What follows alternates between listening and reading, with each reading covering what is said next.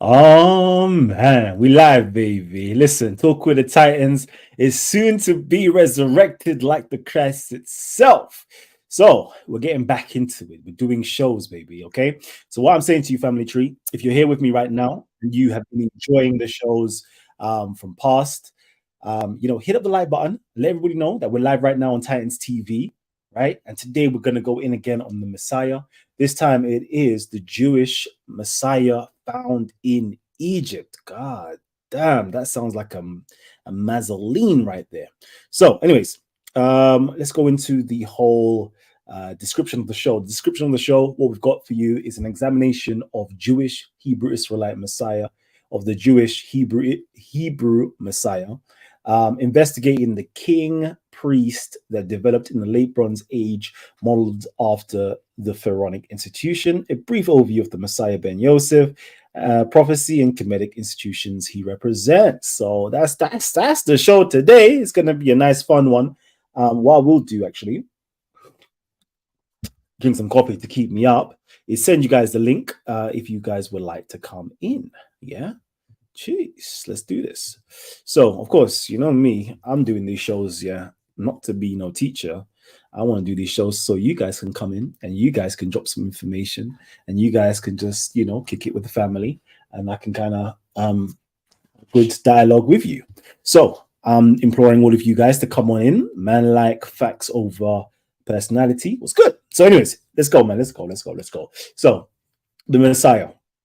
Let's do some screen sharing so we are all up to point, because I want everybody to come on, challenge the information, have discussions, have debates. I know we've got one of our titans coming in. We've got Israel Doctrine passing through. So that's going to be interesting. Israel Doctrine was one of the first titans from the US we had on the show. So it's going to be interesting to see him pass through as well, because obviously certain information that we're about to drop, I'm hoping that he doesn't agree with this information. So, we can have a nice little dialogue.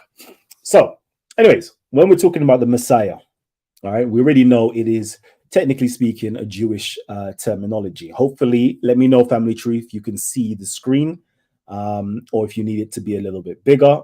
Jeez, that might be a bit too big. So, anyways, the Hamashiach, okay, the Messiah, often referred to as Melech Mashiach, King Messiah, is to be a Jewish leader physically descended from the paternal Davidic line through King David and King Solomon. He is thought to accomplish predetermined things in a future arrival, including the unification of the tribes of Israel, the gathering of all Jews to Eretz Israel, the land of Israel, the rebuilding of the temple in Jerusalem, the ushering in of a messianic age of global universal peace, and the annunciation of the world to come. Okay, this is the Messiah. This is what in the Hebraic scriptures, I know a lot of people have some troublings with it. Is it Hebraic? Is it Israelite? Is it Jewish? Listen, I don't have time for it. I'm gonna call it Jewish, yeah, and then you lot can fight me afterwards, yeah. That's what I'm gonna say. Man, like Hassan, yeah, Sheikh Hassan is in the building as well. Jeez, peace to you, King. All right, so this is what we're discussing, the Messiah. Okay, we're discussing the Messiah, the Jewish Messiah, because you know what, yeah, like it's such a beautiful thing that everybody knows about the Messiah. Christians know about the Messiah, Muslims know about the Messiah, but the only way you truly do know about the Messiah is actually going into the Hebraic teachings and actually learning, what did the Jews mean when they talked about the Messiah? What did the Jews mean when they talked about the Messiah? That's very important. Very, very important. All right. And as we said, the Messiah, was referred to as a Melech Mashiach, meaning he's supposed to be a king. So any Messiah that ever springs up, all right, and claims to be a Messiah but is not a king, how the hell are you a Messiah when you do not fulfill the most fundamental thing, is to be anointed for the office of priesthood and kingship? If you're not anointed for that and you don't have the institution and the backing, how the hell are you claiming to be a Messiah? That's my question. Fight me. Yeah, I want you all to fight me on this. So let's continue anyway. Let's continue. So what most people don't understand, yeah, with inside of the Jewish, jeez, man, like Israel doctrine is in the building. So what most people don't actually understand, with inside of the Jewish paradigm, right? We dropped this yesterday, actually. With inside of the Jewish paradigm, there wasn't simply one Messiah that is to come. There is two Messiahs to come, right? Two Messiahs to come. One that most people are familiar with is the Messiah Ben David. Okay. There is the second one that comes, that precedes David itself, right? Which I refer to as the Egyptian Messiah. This is the Messiah Ben Yosef. Okay. We're going to go into this. Let me see if I can share my screen, because I know most people don't know this. As I said, I brought this up, years ago. I've even brought up some stuff. Like I was looking back 5 years ago, I brought up a lot of this stuff, and I'm like, right, like nobody ain't even on to this. But anyways, let's go back into this. Let's go back into Messiah, so we know if Callum is just talking out of his nyash, or do I have a point here? So let's see.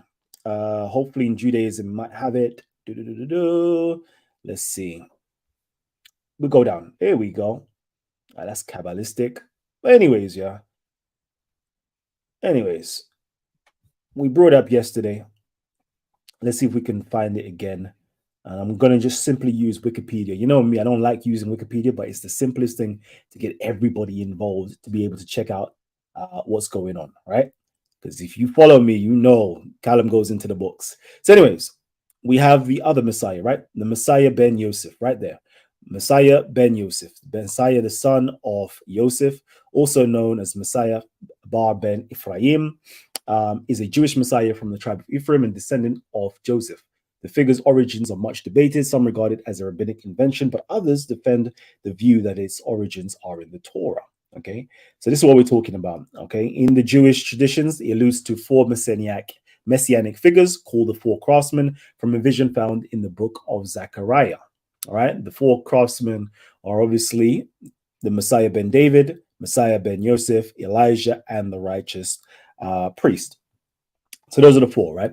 But the first one to come is the Messiah Ben Yosef, right? And what's very interesting about this particular character is, although he isn't strictly a king, okay, he was a ruler, and he was given kingship as such by the Pharaoh.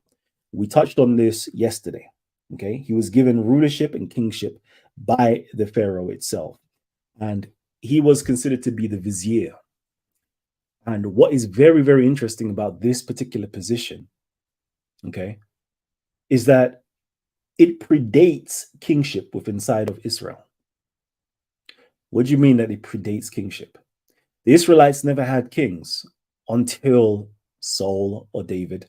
Let's just say from a historical standpoint, it never had kings before David. I'm going to stick with that. It never had kings before David. So why did the Jews say that a Messiah to come will come from the son of Joseph, when Joseph, strictly speaking, wasn't a king of the Israelite nation? That's a question I'm asking. Sips tea, coffee actually. Why is that the case? Now, my Bible people now, we'll go into the Bible. I'm not going to do it right now. I'm going to just throw things up in the air so we can, create some haziness so we can stimulate dialogue and debates. So, as we already know, Joseph was given that honored position. He was given into the priesthood of Ra. He married into the high priest's daughter. He now became a person that can now elevate to the status of being second in command in Egypt. He was given the position as ruler. He had a certain area in Egypt that was his, that was given to the children of Israel to come in. The children of Israel was brought in to be overseers, to have high positions within inside of the land of Egypt. That was the first time, second time, they were given a considerable amount of land, right? Now that's very, very important, very, very important for the future of this particular character called the Messiah Ben Yosef. right? But I want to stop right there, and I want to give out too much information. I want to bring people in. I want to stimulate dialogue and conversation, right? So you know what I'm going to do right now? I'm bringing in Israel Doctrine. Talk to me, King. Peace. How you doing? How you doing?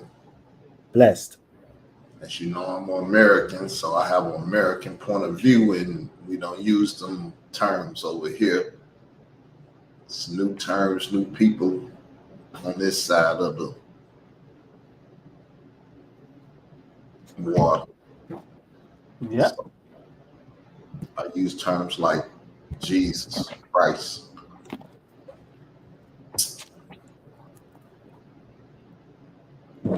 That's right. All right. So let me actually go into something though. So let me also bring in the good brother Musa into the conversation. Musa, what are you saying? What's up? What's up? What's up? Does the sound good? Can you know? I can hear you. Peace. How loud am I? You're very loud. Okay, that's good, man. That's good, man. How's everybody doing? All right, perfect. So I'm in the mood. I'm in the mood today. All right, cool. So bring the fire. So hopefully we can bring out some controversial stuff. Okay. We're gonna bring out some controversial stuff so we can actually stimulate conversations and debates if possible. So right now I'm just gonna take everybody off and I'm gonna continue. Okay. So what I'd like to do right now actually is bring up some scriptures, right? Let me bring up some scriptures. Ban that. Do I want to bring up scriptures? No, I don't want to bring up scriptures. You know what I want to do? Let's start the controversialness, yeah, and actually say this. Let me see. What am I actually going to say? I want to actually bring up a book. Let me bring up a book that we can actually put on the screen, so we can get some controversy up in the building. Boom, boom, boom. Let's see.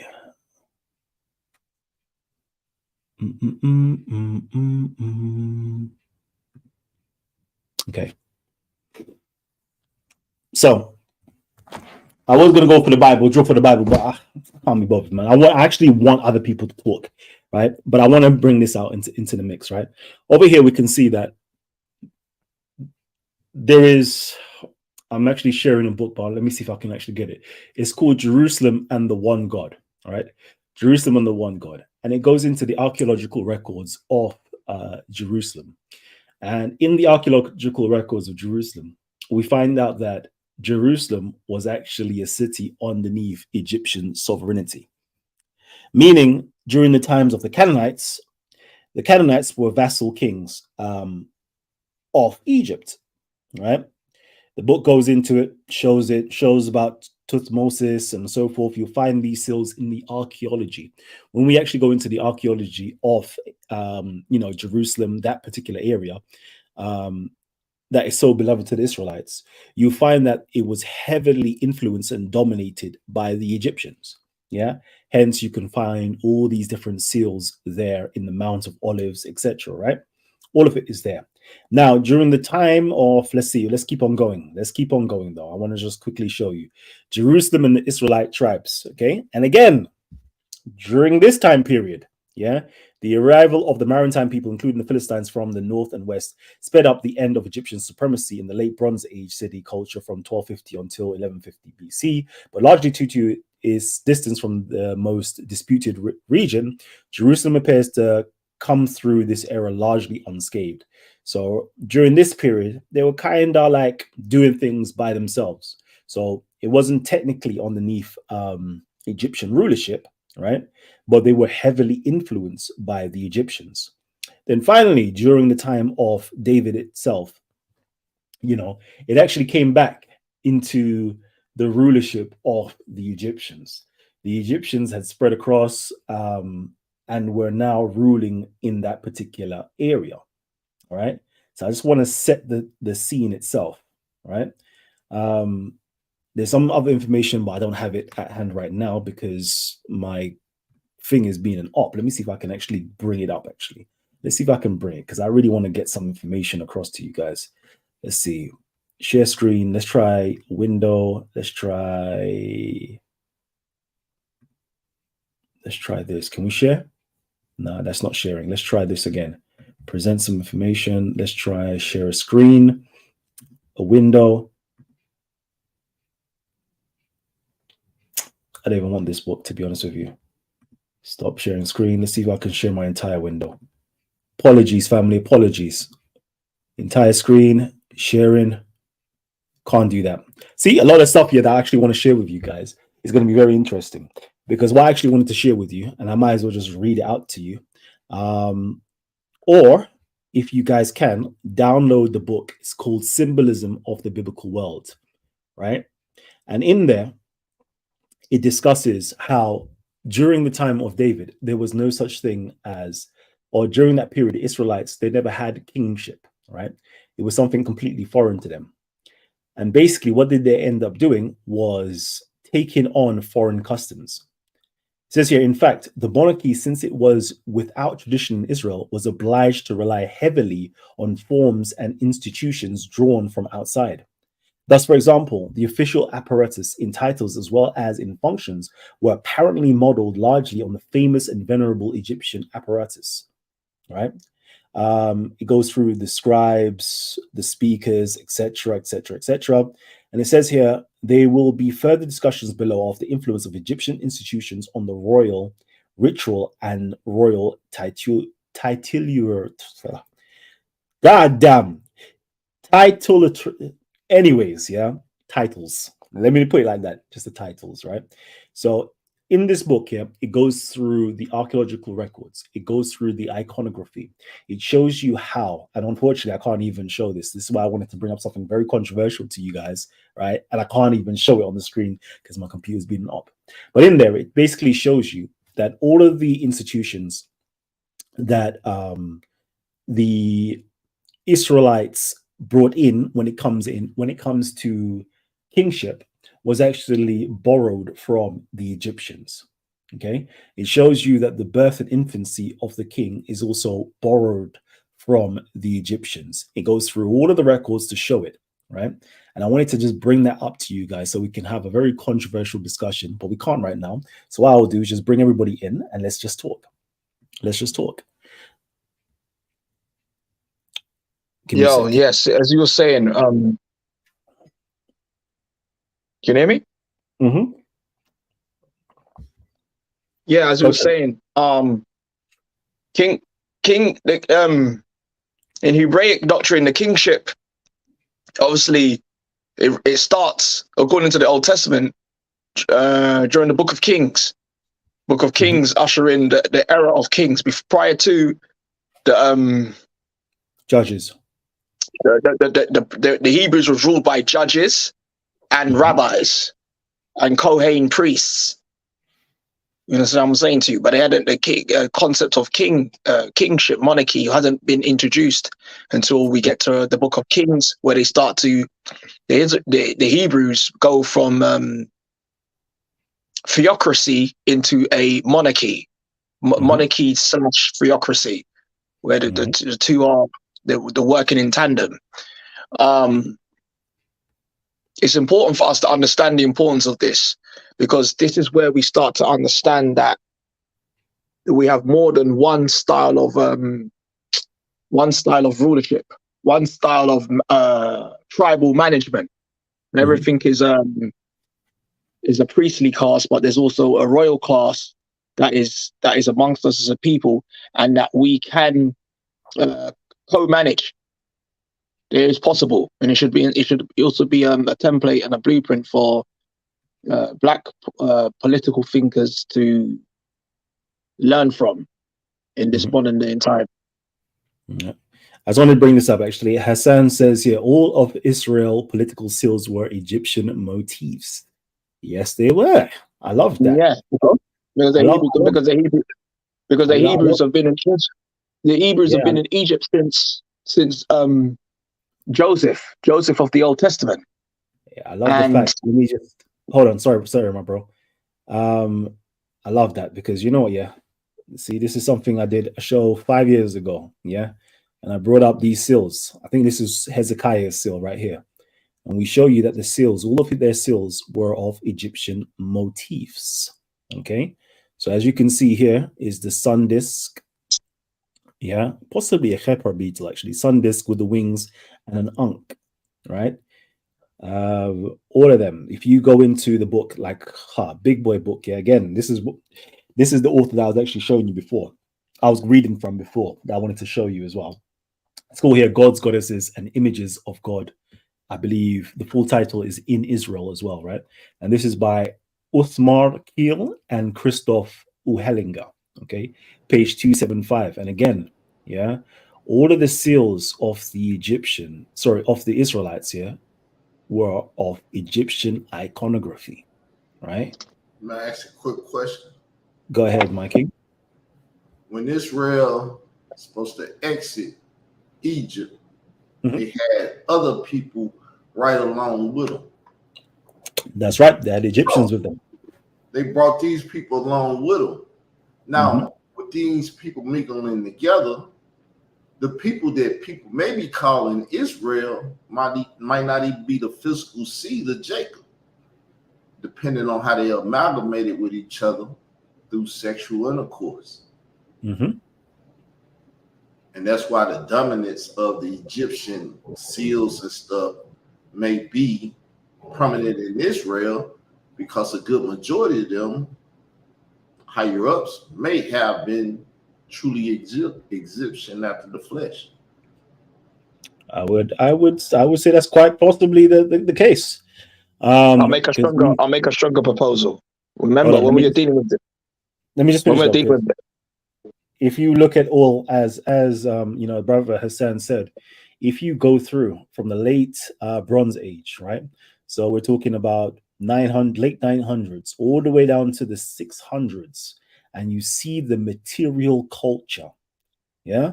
Because sometimes we read these books, but because there is no pictures in these books, i.e. the Bible, you don't get the feeling, right? You don't get to get the sense of what's going on. You can't smell the sense, the music, the culture, the art. You can't see these things.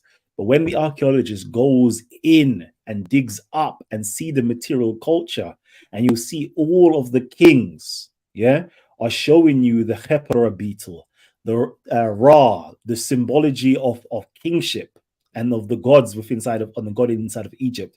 You're like, Ra, hold on. Are you telling me that these people, were against the Egyptians when they're using every single motif that is relevant and that's potent and powerful of the Egyptians? They're using it in their art. They're using it at the highest level, not at the lowest level to say, these are just the peasants using these things. No, we're talking about the kings, the royals, the nobles of society. The society are using Egyptian motifs. But anyways, continue.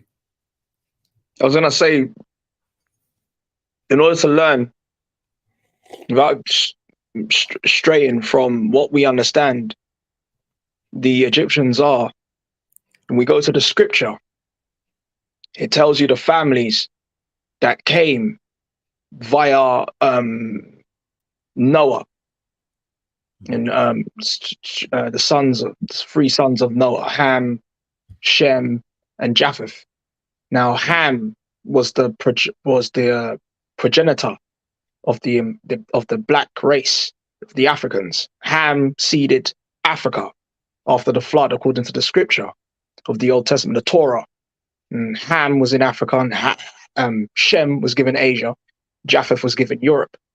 Ham is the father. He had children, Mitzrayim, Punt, etc. And Mitzrayim was Egypt, and then he had Punt, and he had and he had Canaan, and so forth. And these became now this descendants of the Africans. So now, when we are dealing with the Hebrews came out of the line of the descendants of Shem. And it's when Shem is Asia, and Shem, if you look at the scripture, Shem was allocated Asia. They went into the lands of Asia. The descendants of Shem came via into Africa, the land of Ham, during the time of Abraham, because there was famine, in parts of the lands of Shem, and also they came into Africa during the time of Joseph of the Old Testament that you mentioned before, into the land of Ham. Joseph again was a line of Shem, and he crossed over into the Africa, Egypt, in the land of Ham. So many times people cross over into Africa, the land of Ham, either because of war or famine, or they're running from disease or something, leprosy, an outbreak of natural disaster. They usually took refuge in Africa, the land of Ham. And sometimes they picked up, Shemite men picked up Hamite women, or Shemite women picked up Hamite men in Africa. You understand what I'm saying to you? So this has been going on biblically and non-biblical sources such as ancient Egypt, and ancient Sumer. They've been recording this stuff for thousands of years. It's just that us as people need to become more well-versed in history. There's two types of history. There's his story and our story. And history usually is written by the conquerors. And when we learn that history is down to who's telling it and whose narrative and whose benefit it goes in favor of, we will start to get a better perspective of the past. Definitely. So hold on real quickly. Family tree, we're here, you know. Listen, we're back. Titanstv is back. You guys get to come on, jump on the panel and have conversation with Titans. You don't get to actually have these discussions like you're here, like you're taking in information, but I don't see the love. Family, hit the like button. Hit the like button, at least share it with the family. Let them know we're live right now on Titanstv. We're going in, baby. That's good. There we go. That's what I like to see. There you go. Another brother has just come in. I'm gonna get brother Israel to come in a hot second.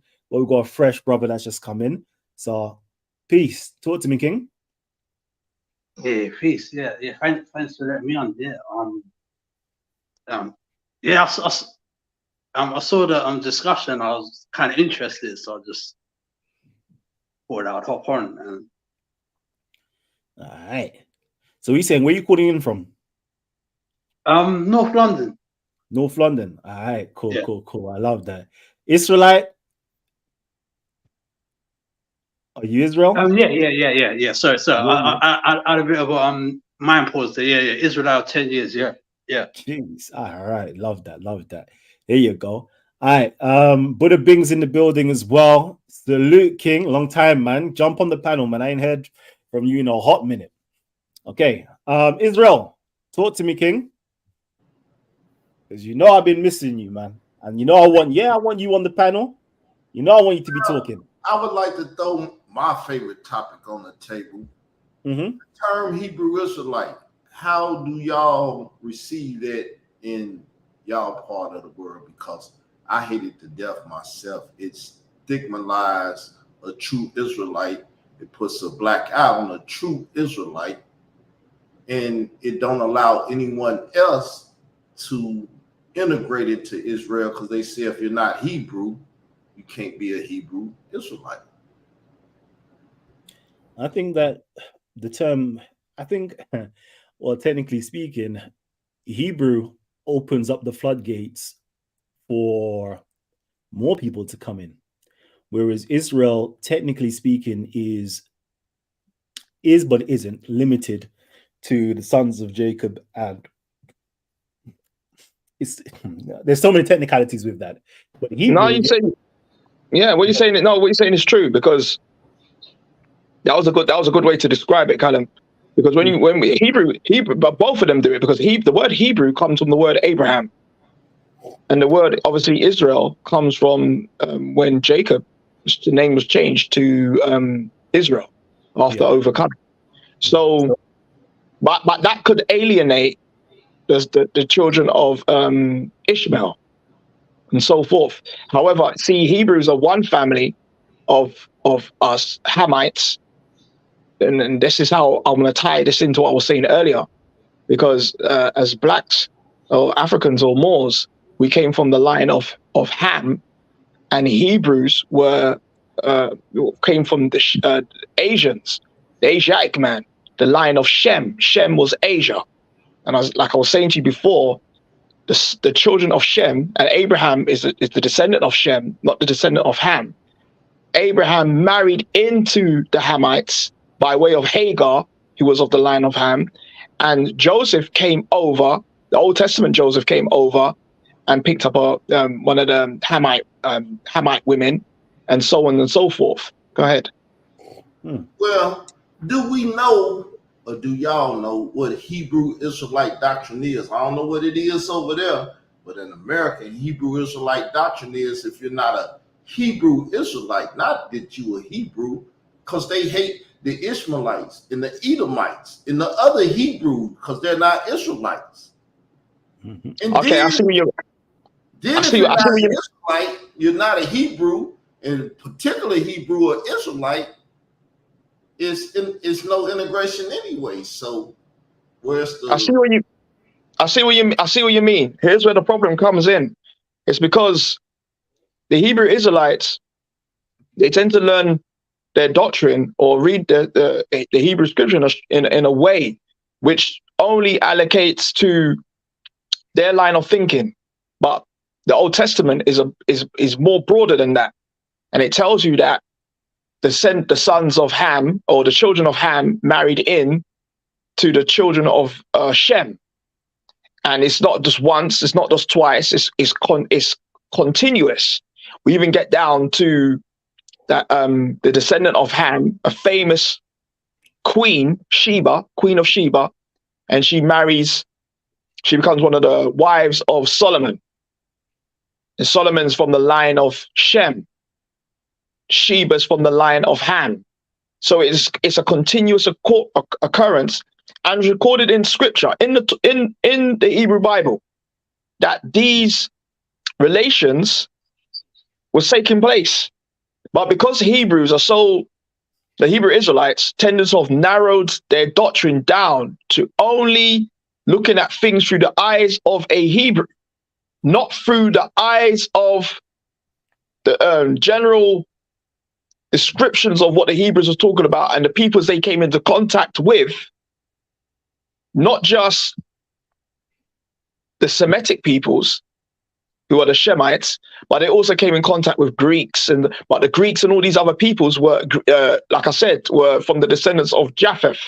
After the flood, Noah had 3 sons. Japheth was the progenitor of European and Caucasians. Shem was the progenitor of Asians, dark-skinned people with straight hair, Asiatic man, Asiatic woman. And Ham was the progenitor of Africans, black people with Afro hair, and so on and so forth. Yeah, let me get into this real quickly because salute to my brother. Man, drop the donation. Come on, family.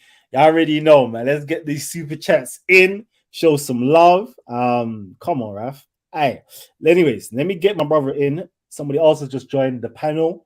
Tisset. I don't know how to pronounce your name properly. I just want to welcome you. Say hello to the family if you can. Yeah, what's up, everybody? It's CC. Oh, it's CC. Peace. CC. CC. Okay, where you calling in from, King? Scandinavia. Scandinavia, God damn. Okay, what's interested you with this topic anyway? I just want to see where you go with this. I want to know what the end game is. I'm not sure I'm not sure what you're going to try to prove. What the agenda is. What is it? You're trying to discredit? I don't know. Torah and replace it with everything. I don't know. I just want to see where it goes. I want to chime in if I hear something worth chiming in on. Your voice sounds familiar. Have you been on Titanstv before? Yeah, about, I don't know, maybe 3 years ago, something like that. Come on, my bro. Come on. I swear you used to be a regular. Nah, man. About 3 years ago was the last time I was here. Yeah? Yeah. What did you guys have? What picture did you used to have on though before? Boy, I don't remember, fam. I don't remember. A long time ago, that one. I don't know. Yeah. All right, cool. Say less. Okay, cool. Say less. All right, family tree. Where were we? Yeah. Can I say something quickly? Go ahead. You know, Kalam, put this. I watched you a few years ago.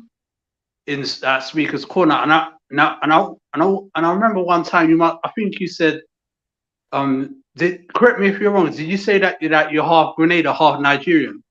Yeah. Okay, cool. Yeah, which side is which? I mean, I'm not being. I mean, you don't have to say if you don't want to say, because I'm called Grenadian myself, and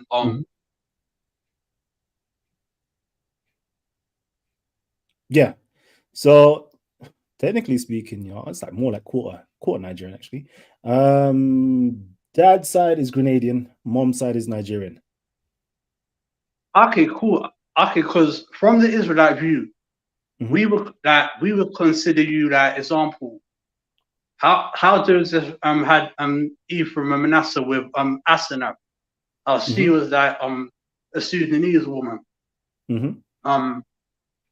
So it's or example is or is trying to think. Yeah, basically, yeah, because it's that with like what our belief is that we believe that we look similar to the people of sub-Saharan Africa, but we believe that we're not them. So, example, we believe that that our roots go back to Iraq. We believe that we're black, but we're like descendants of the like the Chaldeans, because his father Abraham was a Chaldean, and but also he was a black man as well. But his roots go back to like the original black people of southern Iraq.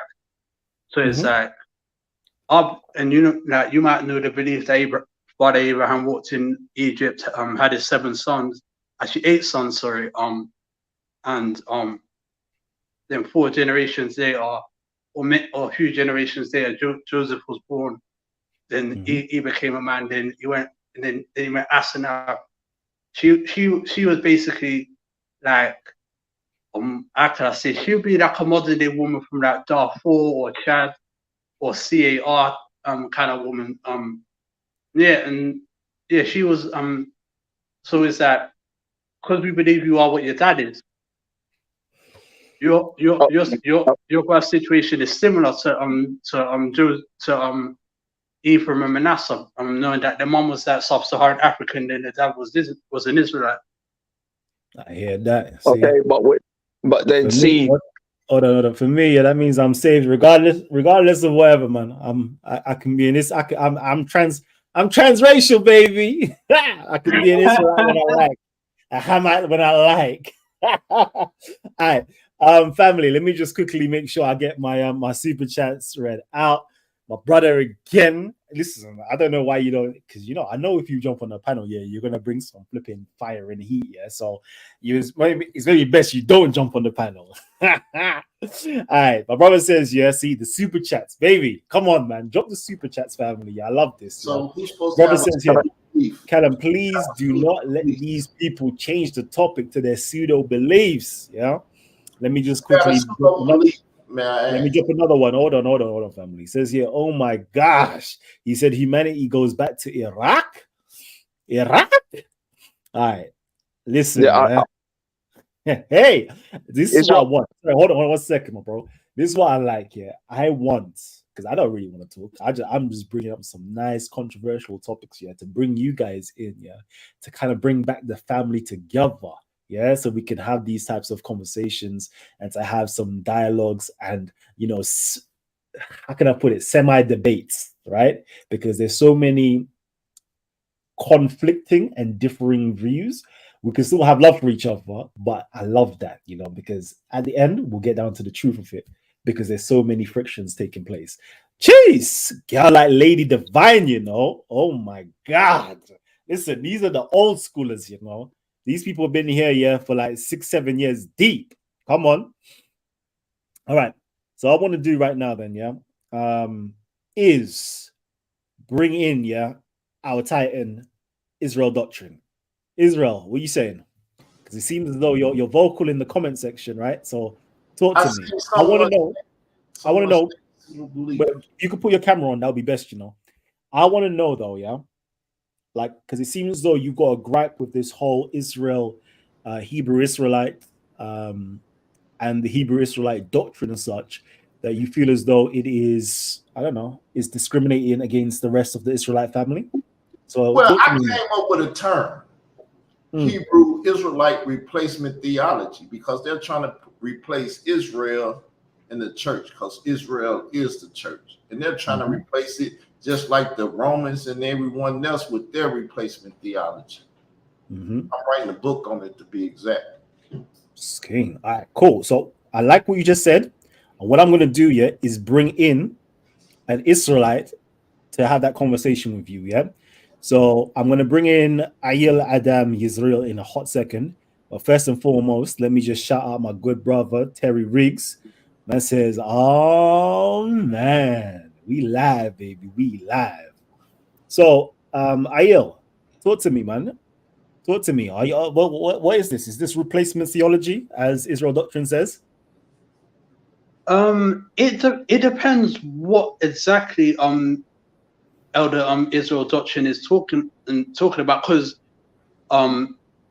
because I'm trying to, there's many things where, how could I say, where like the Israelite, a lot of us might feel that the Israelite identity might be where people attempted to replace it with different beliefs. Like example, like, how could I say it? To keep things YouTube friendly, the Russians who we believe are taking our identity, and what else, and other beliefs, where some people, example, no disrespect to the Moorish people, but there'll be some Moorish people that will say that, they'll try to insert a few Israelite beliefs with their beliefs, and so it might be something like that. Elder Israel doctrine is talking about. He can correct me if I'm wrong. May I respond to that? Israel is Hebrews. Well, black Hebrews are Moors. The term Moor was applied to people that came out of Africa by foreigners. They saw anybody with dark skin as a Moor. Hebrews are Moors, like Hamites are Moors. Ishmaelites are Moors. They are Moors because when they left Africa, they came in contact with people with fair skin, and they said Moors. Moors comes from the Latin word for dark. Moors, morenos, as in where you get the word Mauritania, and where you get the word for the country Mauritius, and where you get the term for the country Morocco. And there's not just Muslims in Morocco, there's also Jews or Hebrews in Morocco, Moroccan Jews. So this is where we get in our wording. We have to get the wording right. The words, some people are arguing over words, but these words are all interconnected. Then I would like to respond to what you said with blacks going back to, or Hebrews, black Hebrews going back to Iraq, because they take after the father. However, most African Americans, the transatlantic slave trade, those they were taken from Africa. They weren't the white man didn't take African Americans from the Middle East. He took African Americans from Africa, and they crossed their transatlantic and ended up in America or in the Caribbean or in Brazil. So we know through history and records that African Americans, even the ones descendants today calling themselves Hebrews or Hebrew Israelites, they came from Africa. You understand what I'm saying to you? I'm not saying that we haven't got further roots going back to the Middle East, but where you was taken from was Africa. By that time that the Europeans came to Africa in the 16th century, the Middle East was, like I said, was always in the hands of Shem. It was always in the hands of Shem and the descendants of Shem, which are the Elamites, the Ashurites, which are, you call it, the Arabs, and a lot of the Western Semitic people today that you see in the Middle East, Palestinians, the Philistines. Palestine is the term they use today for the nation of the Philistines. Palestine and Philistine is the same word. You with me? And they came from the line of Shem. They're all Shemites. Even Ishmael comes from the line of Shem, but he's half, because Ishmael's the product of Abraham, the Shemite, and Hagar, the Hamite. So Ishmaelites are half. That's where the Hebrew Israelites can say, oh, well, the people in Iraq was black. There is truth to that, because they mixed with the descendants of Ham by way of Hagar and them. And King Solomon, when he came down, when he was over there in Jerusalem, Israel, and he married into the Hamite woman, Queen of Sheba, again, we see Shemite and Hamite bloodline crossing over. So you get the Afro-Asiatics. However, the Hamites still are the progenitors of Africa. The black man and the black woman, the original black man and the black woman, was always in Africa, the descendants of Ham. Shem is still, it can be still light skin or dark skin, and they can have wavy and straight hair, but they don't have the original African features like the children of Ham do. Go ahead.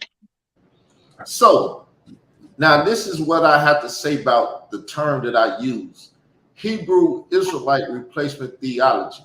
People will say that a Hebrew Israelite is a nationality. I never knew any Hebrews that have a nationality. When they became a nation, you had the nation of Ishmaelites that come out the Hebrews. You got the nation of Edomites. It's a bunch of Hebrew nations, but when they get a nationalhood, they get a name. So when the Hebrews came out of Egypt, they won a nation.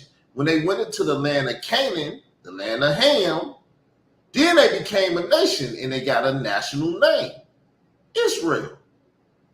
So Israel is Israel, and the Hebrew Israelite has a religious connotation to it. And the Hebrew Israelites want to replace the nation of Israel because they're the chosen people of God. But a Hebrew Israelite that said he's the chosen people of God, where's his evidence? The Bible don't concur. It has They became chosen because the reason why the Hebrews say they're chosen, because of God's covenant that he made with Abraham. Remember, Abraham was his wife was Sarah, and he was meant through the line of Sarah. God made a covenant with Abraham and had favor with the soon-to-be child born to Sarah. If you read the scripture closely, it will say that Abraham doubted God's prophecy and wisdom and wanted to and feared that because Sarah was childless, she didn't have no children, and that Abraham didn't believe that Abraham. Hold on, let me cut everybody's wisdom here, because I want to know family tree. I want to know a few things, right? Because we seem as though we have a lot of Israelites on the platform. I want to know, Muslims, where you at? But in all reality, my atheists, where are you at? Just say I'm not an Israelite, Callum. Yeah. Okay, cool. What would you say you are then? Orthodox Jew. Orthodox Jew. That's even better. Cool. So we've got Jews on the platform. We've got Israelites on the platform, right? Where's the Christians? Where's the Muslims? But I want the atheists to come in. Where are the atheists to come on in? You've got more. Huh? You've got more in town. Okay, we've got more in town. And you know what I'm missing? I just don't know. Where's all my Kemetics? Where's my Kemetics? I don't get it. Like, where the rest of them are, the originals, dead and buried. Dead and blood clot buried, you know. This is sad. I need some Kemetics to come on in here and stand up. So anyways, my brother again, yeah. Raf? Okay, let me not call you Raf. Let me call you Iromensele. I don't know when he changed the name here, but it's hitting me. Okay, it says here, how can made-up characters in the Bible be the progenitors of the world? Because do y'all understand that the Hebrew Israelites, even the people, is a made-up people? So if you try to justify by saying they believe this or they believe that, and they don't even exist, then that's like saying Spider-Man believe this and Spider-Man believe that. When Spider-Man is a comic book character. So I'm we're with you. saying, is Abraham a made-up character or is he a real person? Abraham is a made-up person, but because the scriptures is inspired by, based on real people. It was grafted from ancient texts, coming from ancient Egypt and ancient Mesopotamia, and they found their way into the Bible. Hold on one second. They found a way into. Hold on one second. They found their way into. I need to stop you because what I want to do is bring this around to the whole panel. Yeah, you saying that it is made up, but there is a backing towards it, right? I want to know, Israel doctrine, is Abraham a made up figure or is he a real person? Let me be more precise with my word. Is he a mythological person or a legendary person, or is he a historical figure? He's a historical figure from the Bible. All right. Let's go to CC. Is he historical or is he a legend? For me, on faith, he is a real person. But that's based on faith. Was he real? Right. I don't know. All right. Ayo, is he real? Sorry, is he a legendary figure or is he historical? I would say he's a legend. He's real. He existed, and his tomb is there in Israel, along with his son Isaac, along with his son Jacob, and his great grandson Joseph.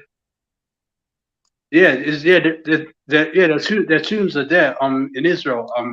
For any doubters, I mean, regardless of what people believe, I mean, their graves are the graves are there for many to see. They've never found. Hold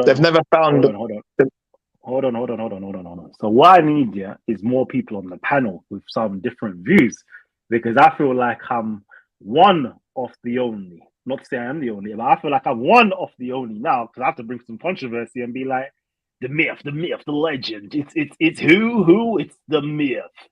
Abraham is a myth to blood clot, man. How you mean, man? Show me something different to prove that he's not a myth. Man. Show me him in history, man. Show me some type of records, and play devil that. So show me something. Based on the biblical, this is why people often trash the Bible, and I often say no, because it's a myth. It's there as a guide on wisdom and principles based on real characters. You see, the original Abraham was a man in Mesopotamia called Uftha-Fishtim. That is a real character in ancient Mesopotamia. And that's how the story got grafted into the Bible and became, my bad. Uftha-Fishtim is Noah. And the Noah story and Uftha-Fishtim of the Mesopotamia is the same person. Abraham is also based on an ancient person, but the wisdom is that, so those ancient societies fell, and the Bible recorded them and gave names according to the language they spoke. And the Bible was a Hebrew book, so that character's name became Abraham. And this one became Moses, and this one became Isaac, and this one became Ishmael. So it's inspired by real people, but the actual characters, Abraham and so forth, their bodies have never been found. You can't dig up no grave. You can't find no skeleton to say that particular person specifically is Moses. That specific person is Joseph. That specific person is Jesus. So, let me read out. Similar to the Circle 7 Quran or something?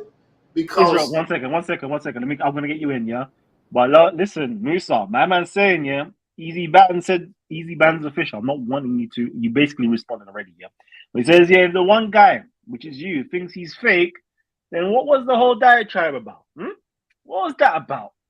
But anyways, let me get my brother Israel in before I. No. You really basically responded. Let me read out another super chat. Jeez, hey, listen. It can't just be one man dropping all the super chats, family.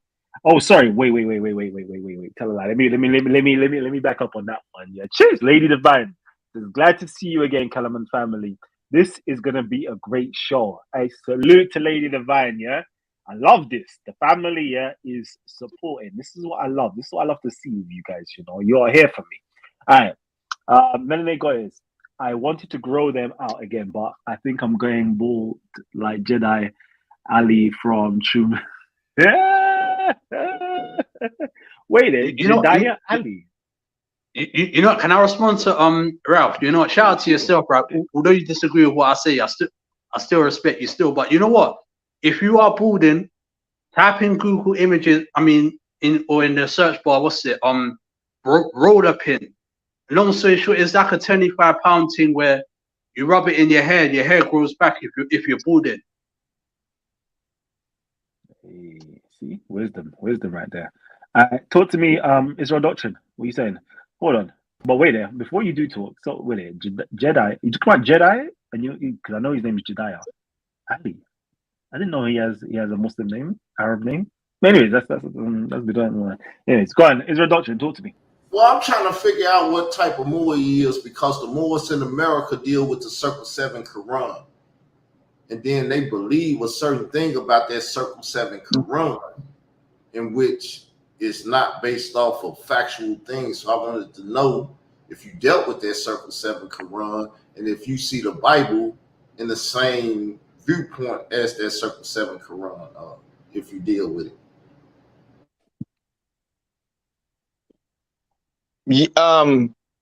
As Moors from Britain, we do not deal with the Circle 7 Quran. I understand where that comes from, and the Moorish Science Temple of America dealt with it because it was introduced to them by their founder, Noble Jew Ali. Noble Jew Ali introduced the Circle number 7 Quran for his congregation for the Moorish Science Temple over in Chicago, where it was originally based, to follow. However, that was that also Circle 7 Quran was inspired by and grafted by what they call the Aquarian Gospel, written by a man called Levi. If you take the writings of a man called Levi or Levi, you read the Aquarian Gospel, and you take the Quran, Moorish Science, Circle number 7, and you compare the writings, you will see where that the Quran, Circle 7, was inspired by.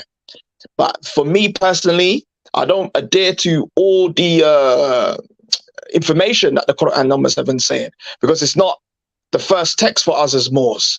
And Noble Jew Ali, although he was the first person to introduce the word Moor in the United States, or the first famous person to introduce the word Moor in the United States, the term Moor and Moorish science predates Noble Jew Ali. If you know the story of Noble Jew Ali, he went over to Africa, he went to Morocco, and he went to Egypt.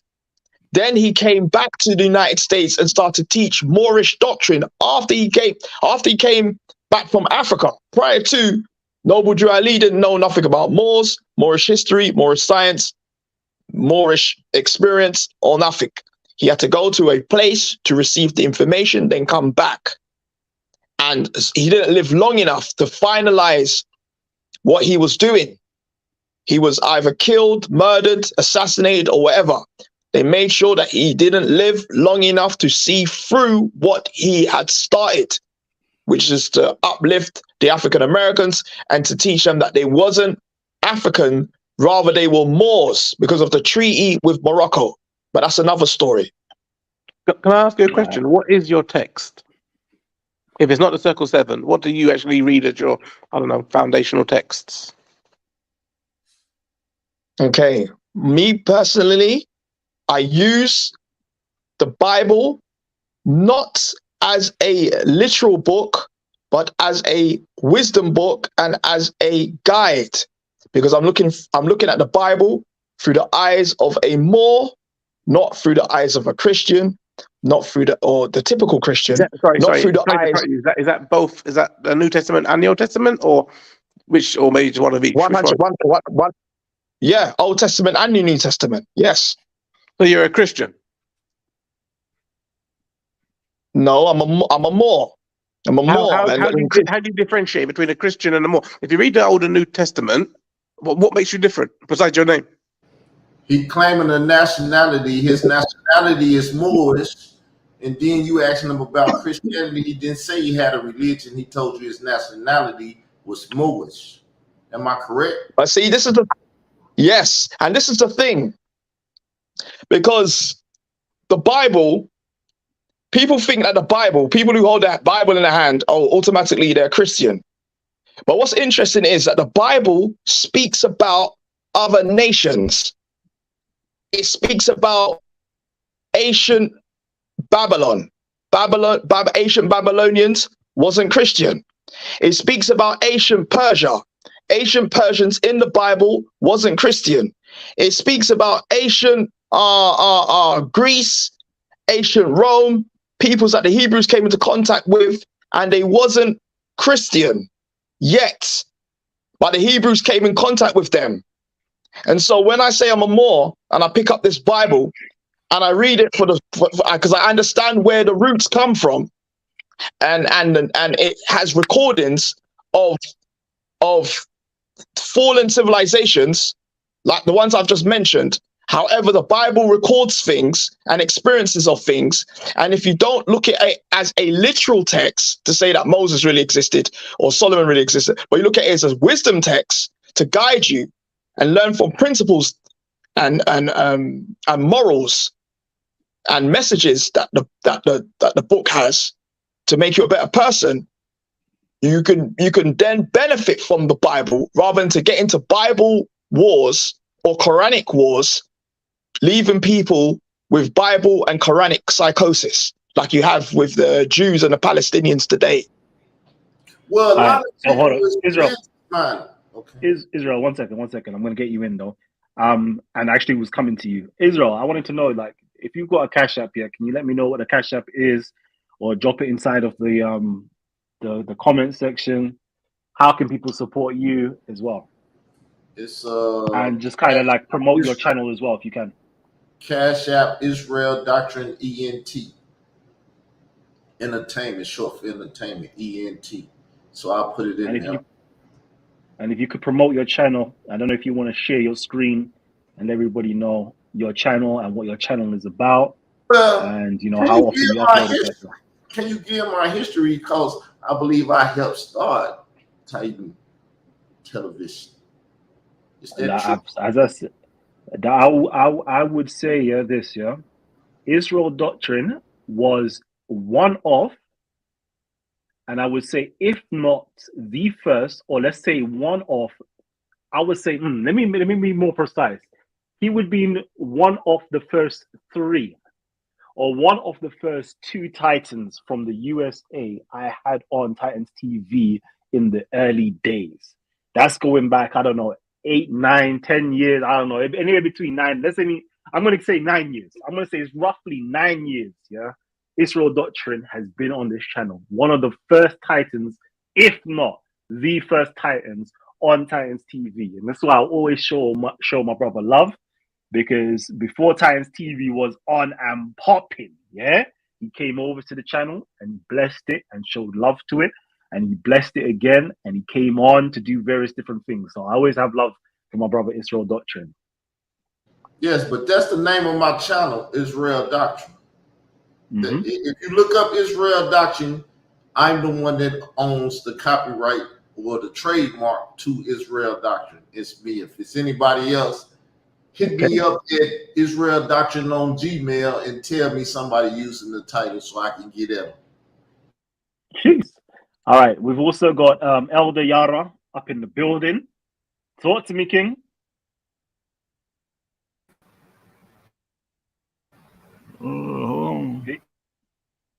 Peace, King. We can't hear you if you're talking. I'm off mute. Can you hear me now? Yeah. Okay. Peace and blessings to you, family, man. Man, Hotep to you, family. Shout out to Israel Dog, man. Am I breaking up? No, you're good. Let the family know that where you're calling in from, if you can. guys can hear me good or not. But man, Yeah, peace. we can hear you. Okay, great, fantastic, man. Peace to your panel, man. Glad you allow me on the panel today, man. Peace to all the Israelite brothers on the panel. Peace to Brother Musa, man. Peace to Yehukanan. I see him just hit the panel. And to you, man, it's a pleasure to be on your show.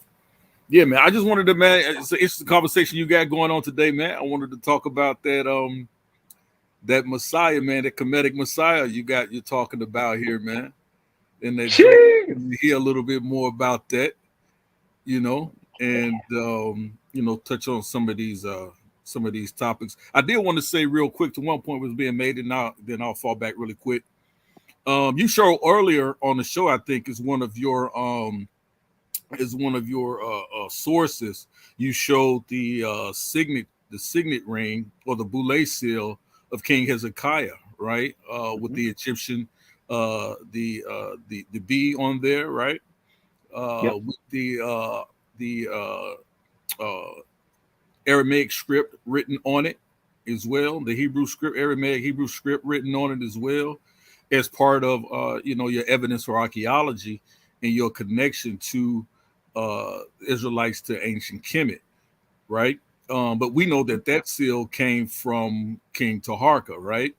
Which was more of the Nubian stock of the Egyptians, right? That came from King Taharka. We know that Israel was a vassal state to the Nubian state, King Taharka, which ruled the lower parts of ancient Kemet at the particular time. And as they were at war with the Assyrians, or running from the Assyrians, the Israelites were during Hezekiah time, they reached out to King Taharka for protection, as they had always done in the past. So we do see a lot of Nubian connections, I think, which people often overlook, that ancient Kemet had an upper and a lower Kemet that was two lands that at times was ruled by two different groups and classes of people. And so, I wanted to touch on that and then talk about when people talk about there's really no evidence for Abraham, or did Abraham exist, or was he just an eponymous ancestor? Well, no one on the panel really argues whether or not Hezekiah was a Israelite king that existed, right? We also had King Jehu on the Amorite dynasty, which you can talk about on the Tel Dan stele as well. And I always ask people, well, if you believe that Abraham was just an eponymous ancestor, in which a lot of people use that term erroneously, then who do these people, these kings, Hezekiah and Jehu, that you guys agree existed in history, and archaeology shows that and proves it, who do they claim that their ancestors were, right? They claim that their ancestors dates back to Abraham as a real person.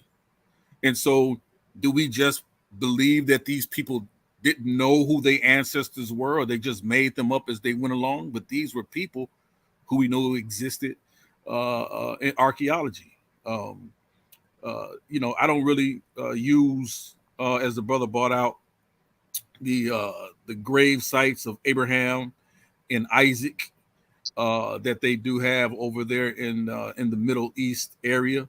But they do claim that they have their tombs there. No one's been able to examine the remains.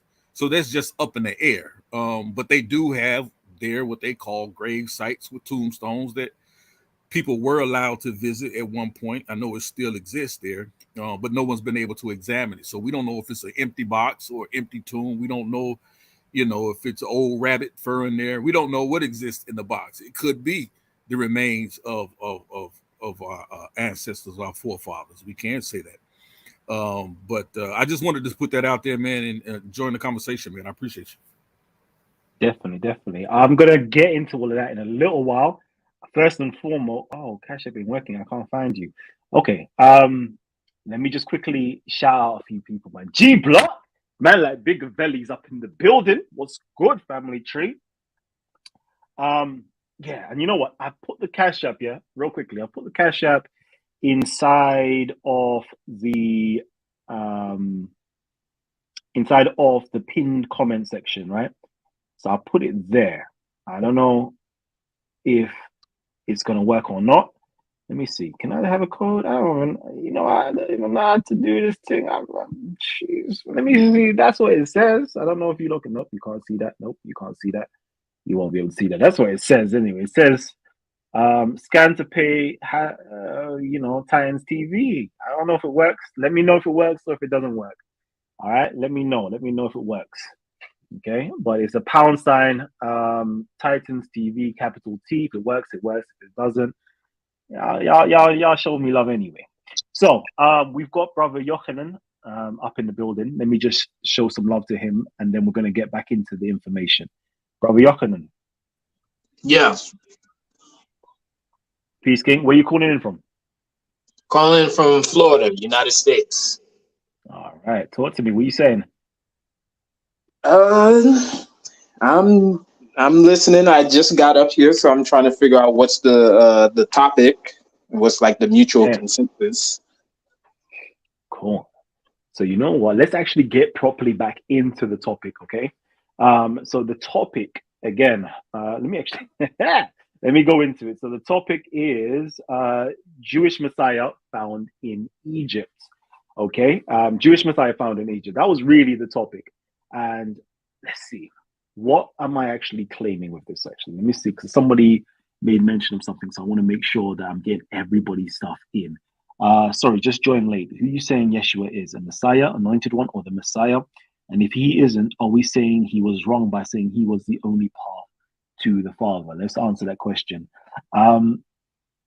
Is Yeshua the Messiah? I would say Christians believe he's the Messiah. But what I would love for it may just have to be for another show, right? I would love for Christians to prove that Yeshua, Jesus Christ, Jesus himself, was actually the Messiah. I want you to prove that Jesus was actually the Jewish Messiah. I want you to prove, not using the New Testament, mind you, not using the New Testament. And I want Muslims, because Muslims believe in Jesus being the Messiah also, not using the Quran or the New Testament. I want you to prove that Jesus is the Messiah based upon the Jewish claims of what a Messiah is from the Old Testament, from their scriptures, from their oral tradition. I want you to prove that Jesus is actually the Messiah. And then we can have that conversation whether Jesus is the Messiah and if he was truly the way to the Father or not. I'm not saying he is or he isn't. I'm saying the burden of proof is on you when you claim that he was the Messiah. I believe it was Brother CC that wanted to say something, then I'll get you in afterwards. Doctrine. Oh, thank you. I was just going to say categorically not the Messiah, 100%. That's my piece. Jeez, that's big boy talks. Did you want to drop a quick reasoning as to? Did you want to drop a quick reasoning as to why you believe he's not? Because he fulfilled zero of what the Messiah, that HaMashiach is supposed to do. And the second coming doesn't cut it. This is going to be fire. See, we haven't even touched on the real topic that we're discussing, right? But I know that Israel Doctrine wants to jump in on this year. This is fire. Hold on. Who else doesn't believe that Yeshua was the Messiah? Quickly. Anybody else? Just Yochanan that believes. Sorry, not Yochanan, CC. Only CC that believes that. All right, cool. Israel Doctrine. Talk to me, King. No, me as well. I don't believe he was our Mashiach. Okay, who's that speaking? Sorry, who's that speaking? Because I can't see it. Yochanan. Who said that? Oh, Yochanan. Yeah. Okay, so both Yochanan and CC says that. I love this. All right, Israel Doctrine. So I'm an Israelite by nationality, but I'm a Christian by faith. So I'm an Israelite Christian, but I am an Old Testament scholar when dealing with him in the Old Testament, because we can go to Genesis and pick them up at Genesis 1, 26 and 27. And Yahshua is basically, where did the name come from? It comes from somebody that's already got a name in the Old Testament. Even led Israel out of Egypt and stuff. What do the name correlate with? Anybody know? Because if you don't know, It's a half Egyptian, half Christian, half Jewish name. Yeah, but I'm just saying that the name itself Yes. goes back to someone that dealt with Moses, the Exodus, and all of that. So, Yeah, 'cause that goes back to Hoshua or Hosea or Hoshua, who right, got his name changed into Yahoshua. right. There you go, So Chick. if that guy didn't actually do what he was supposed to do, Yahshua, then the correlations and everything that you would say or try not to say it's like shooting yourself in the head with whatever y'all favorite gun over there is. Don't shoot yourself in the head. And I'm willing to take anybody on. We could throw the gauntlet down right now if you want to throw the gauntlet down. But I'm gonna throw it down and take anybody on to say he won from Old Testament only. All right, say hold that thought though. Hold that thought. I actually want to, I actually do want to set up some debates, and some conversations. And I think that is a perfect debate or conversation that Israel Doctrine, CC, or Yochanan, if you don't want to jump in on, that would be something good. But I would love to set that up for the future. Says here, all Mesopotamian cultures that existed around the so-called Israelite existence all have a king's list with mad up lineages. So yeah, Hebrew Israelites all made their ish up to. God damn, I'm not saying nothing. But family tree, real quickly, if you have got Cash App, if you've got Cash App, right, is it possible just to check to see if the Cash App is working or not? And just send me a little something in it, like you'll find it in the description box. See if it's working. You could send like £2, whatever the case is. Let me know if it's working. Let me know if there's an error message or something, so I know in the future whether it works or not. Jeez, okay. Brother Callum, I tried sending Cash App. I received an error message. I'll try again. Salute Titanstv and welcome back, my brother. Jeez, okay. So yeah, I guess there is a problem going on. So I'll try to fix that later on. So apologies, family tree. If there you go, new device login. Okay, got it. Maybe that was it. Yeah. So apologize if it's not working. Yeah, that's all. So, anyways, let me quickly get back into this. Who wanted to say something before we actually get back into the topic? Okay, cool. Callum, I believe Jesus is the Messiah, but for the Israelite only, not all mankind. I do believe Jesus is the great foreign king for the rest of mankind. So, okay, cool. So back to it now. Yeah, this conversation again is the Jewish Messiah found in Egypt. Okay, the Jewish Messiah found in Egypt. And again, this particular Jewish Messiah, okay, because yesterday we talked about the Kemetic Messiah, right? And we can have a discussion on the Kemetic Messiah, but today we're talking about the Jewish Messiah. And the Jewish Messiah we're talking about is Yeshua Ben Yosef. Okay, sorry, not Yeshua Ben Yosef. What am I talking? Messiah Ben Yosef or Messiah Ben Joseph, right? And we talked about it. Well, sorry, we showed you where. Let me pull it up because you know me, I don't like talking about the evidence up on the screen. Let's see. There we go. So Wikipedia, Wiki scholarship. So right there, we showed you that the Jews basically believe in a Messiah who is not Messiah ben David. They have two Messiahs, Messiah ben Joseph and Messiah ben David, right? I'm going to just read real quickly. It says here, Messiah, Messianic tradition. Jewish traditions alludes to four Messianic figures called the four craftsmen from a vision found in the book of Zechariah.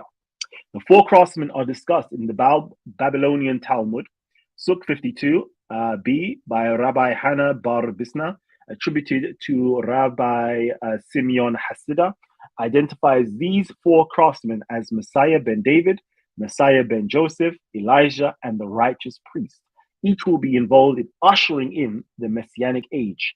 They are mentioned in the Talmud and the book of Zechariah, and then you will find that there are earlier chronological sources that touch upon this particular Messiah. It's found in the Dead Sea Scrolls, and it's there.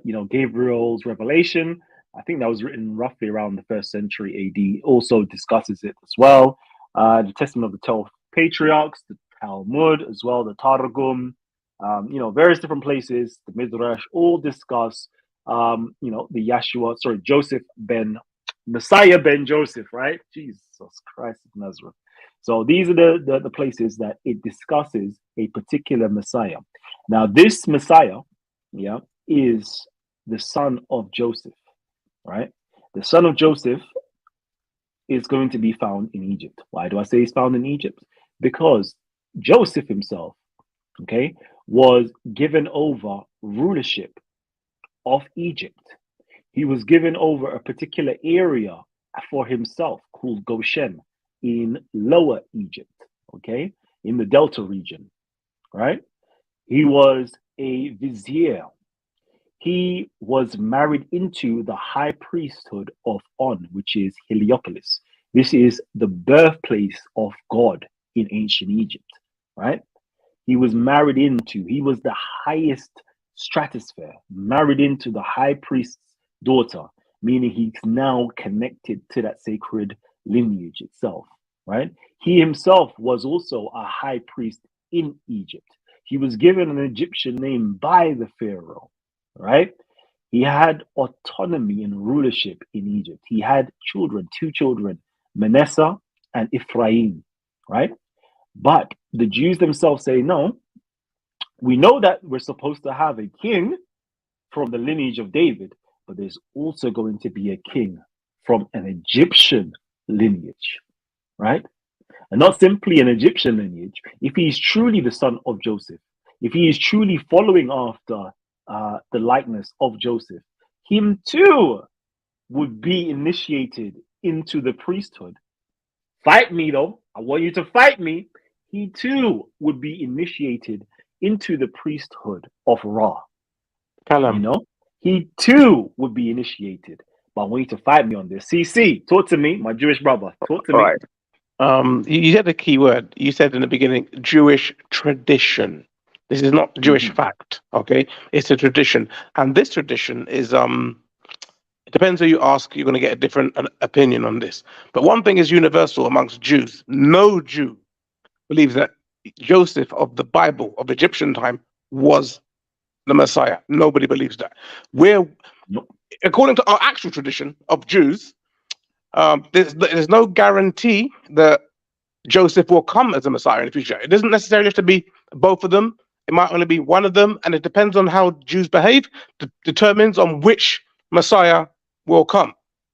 So, but I know categorically I can say there is not a single Jewish group, sect, idea, concept that Joseph of the Bible is any form of Mashiach. That I can say categorically. No, we're not saying that Joseph is the Messiah. We're saying that there is a prophecy called Messiah Ben Joseph, i.e., Messiah, the son of Joseph. This is true. Would be a Messiah to come before the Messiah Ben David, who would be that particular Messiah, who will be the king of Israel, who will bring back the children of Israel into the land of Israel and have the temple rebuilt and have everybody coming to show praise and gratitude to the God of Israel. This right? is So that's the official Messiah. No, that's not no. Well, Callum, the that's an official. opinion. That's an opinion. That's one of the Jewish opinions. Which one is it? Which one is the opinion? I'm saying that Messiah Ben David is the official Messiah, right? Right. Are we in agreement with that? Messiah Ben David is the official. Yes. Yeah. All Jews agree on this one. Yeah. All Jews would agree on that. But then there is also a tradition to say that there is another individual, right? Who technically speaking wouldn't be classified as the proper Messiah, because the proper Messiah is going to be the king of Israel itself, but he will also be a ruler who will come, who is the son of Joseph, right? Yeah, this is another opinion, and it as far as I've learned it depends on how the Jewish people do. The children behave. Right. Yeah. And then of course we might just only have Elijah instead. You see, you don't necessarily need Ben Joseph. But Elijah will come before HaMashiach.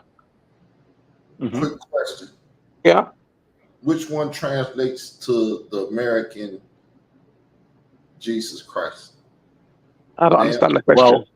Well, Jews would say none of those, but the one that Christians claim Jesus is would be Messiah Ben David. Yeah, I think that's correct. I think that's the correct opinion there.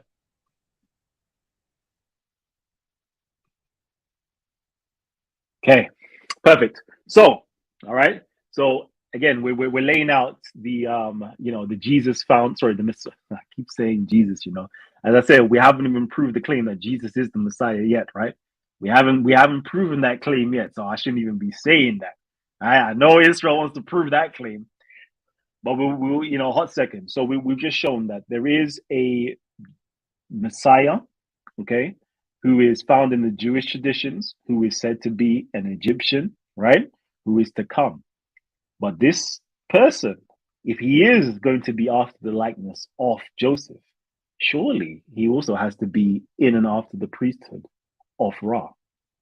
And I want everybody to open up on that dialogue right there, if we can. And then also we showed hold on. Also, we showed that the the Israelite priesthood, kingship, right, of David was influenced. Let me say influenced. Let me actually get the right terminology. I'm reading again. Let me read real quickly, because you know me, I like to have the right terminology. It says here that it states that no. Let's go back. It says here on page 244, okay, of Symbolism of Biblical World. It says here that even at a late stage, it could be viewed as no more than a complete or unwarranted opinion of foreign customs. 1 Samuel 8:5, Deuteronomy 7:14, talking about the monarchy in Israel. It says here, in fact, the monarchy, since it was without tradition in Israel, was obliged to rely heavily on forms and institutions drawn from outside. Thus, for example, the official apparatus in titles as well as in functions were apparently modeled largely on the famous and venerable Egyptian apparatus. Okay, the whole book goes through the the birth of the king, the sonship of the king in Psalms, etc., showing you that every single thing when it comes to not everything actually. There's a few things that the Israelites created for themselves, but in most of it was heavily reliant upon the Egyptian monarchy. They borrowed heavily from the Egyptian monarchy in terms of the motifs, in terms of the institution, the structures that it had, the scribes, etc., etc. Everything was completely borrowed from the Egyptians itself, based upon the archaeological evidence, based upon the literary evidence, and the material culture left behind. But I'm talking too much, and I want to get this whole conversation started. Okay, a proof of Jesus being the Messiah would be the meaning of the names from Adam all the way to Noah. Put the meanings together, it points to Christ, Adam, man, Noah, comfort, etc. So it seems as though, people want to jump into the conversation, and if I'm wrong, yes, you want to discuss something else, let me know. But I think people want to jump into the conversation of whether Jesus was the Messiah. Is that where you guys want to take this? Yes. Sure. Yes. How did I know? According. So hold on. Shalom. Shalom. Hold on. Shalom, Yochanan. All right. So if that's the case, then what I'm going to do is create some order, right? So everybody who is for Jesus being the Messiah, right? Just state your name, right? And then everybody who's against Jesus being the Messiah, state your name. So this is what I'm going to do. So Israel Doctrine, you're for Jesus being the Messiah. So everybody who's for Jesus being the Messiah, state your name right now. Israel Doctrine again. Yeah, I am. Musa, go ahead. Musa. Anybody else? Musa the more. Okay, so we've got two individuals. Elder Yara, you're strictly Old Testament, yeah? All right. Okay, so Israel Doctrine and Musa. It's down to you guys, right, to prove that Jesus was the Messiah. I will give turns to each one of you guys, and I just want one proof. So no long-windedness, just one proof, without using the New Testament, that Jesus is the Messiah. And I will start that off with Brother Musa, then I'll move over to Israel Doctrine. Go ahead. Okay, you say, but you want to prove it without come using, true, man. Come true. Let me send the link again. without using the Bible. Without using well, the new... No. I didn't say the Bible. I said without using the New Testament. Okay, so in the Old Testament, it said that King David, the ancestor of Yeshua, it was prophesied that through the line of David, a Messiah would be born, and Yeshua came from the bloodline of David. David. Okay. So there it's written in the Old Testament that there was a Messiah destined to be born through the line of David. Perfect. That was it. I would love for you to pull up the quote afterwards of that particular prophecy. Okay, pull out that quote so we can prove it. Now, moving over to Israel Doctrine. Okay.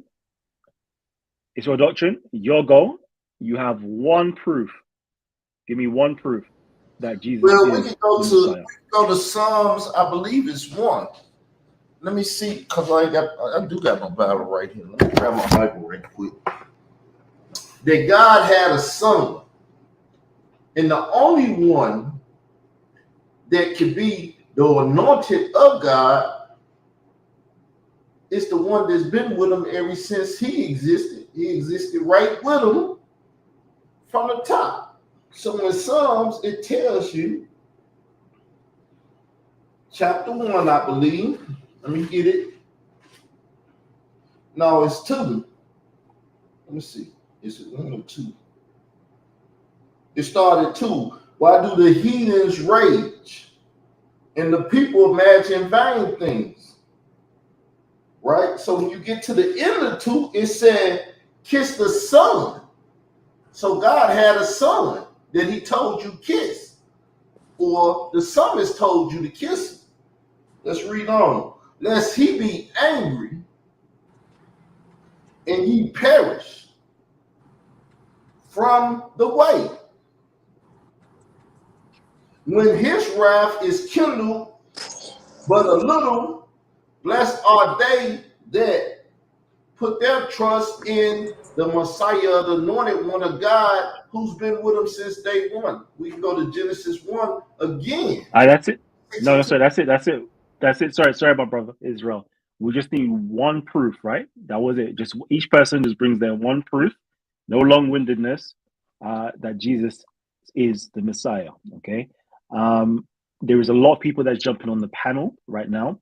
I will oscillate between a few people, so apologies if I remove you from the live stream, but you will be in the back room. Okay.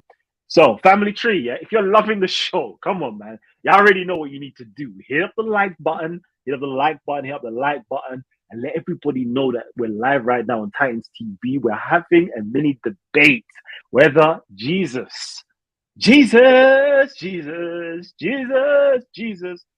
the Messiah of the Old Testament predictions, prophecies, or edicts. So let me quickly just double check. Yochanan or Elder Yara and Sisi, I believe you 3 do not believe that Jesus is the Messiah. If correct, I am wrong, please just say wrong. Okay. No, agreed. We do not believe. Elder Yara disagrees. Yeah, disagree. Yeah. Okay. So you're on the 4 side, right? Did you want to give proof that Jesus is the Messiah? Yeah, I'll give a quick context. I'll try to do this in really quickly. Matthew chapter 24, Yahushua, Jesus the Christ, tells his followers and tells the Israelites that are following him, those are the way, to when they see trouble coming, right? Or when they see the Roman occupation began to take place, Matthew chapter 24, to flee to the Judean hills, right? It's years later that this occupation of Titus begins to happen. And according to Josephus, here's the extra biblical source, we know that over at least close to a million Jews, right, Hebrews, Judeans, actually flee into the hills of Pella and actually escape the Roman occupation and the Roman persecution. So that, in a sense, is clearly a Messiah in how his words actually helped save over 1 million of his people. So even if we look at Cyrus, who was a Persian, who was a non-Israelite, which Israel also considered to be an Israelite. Why? Because he saved a lot of their people from persecution from the Medes. And so in that sense, he's clearly a Messiah. There's the extra biblical source. Jeez, I love that. Okay, that was perfect. I'm just going to remove you quickly just so I can get easy bands in. That was perfect. Oh, no, it's not used. Oh, they are. Sorry. Let me just remove you quickly. Easy bands. You saying to me, King? What's popping with you, brother?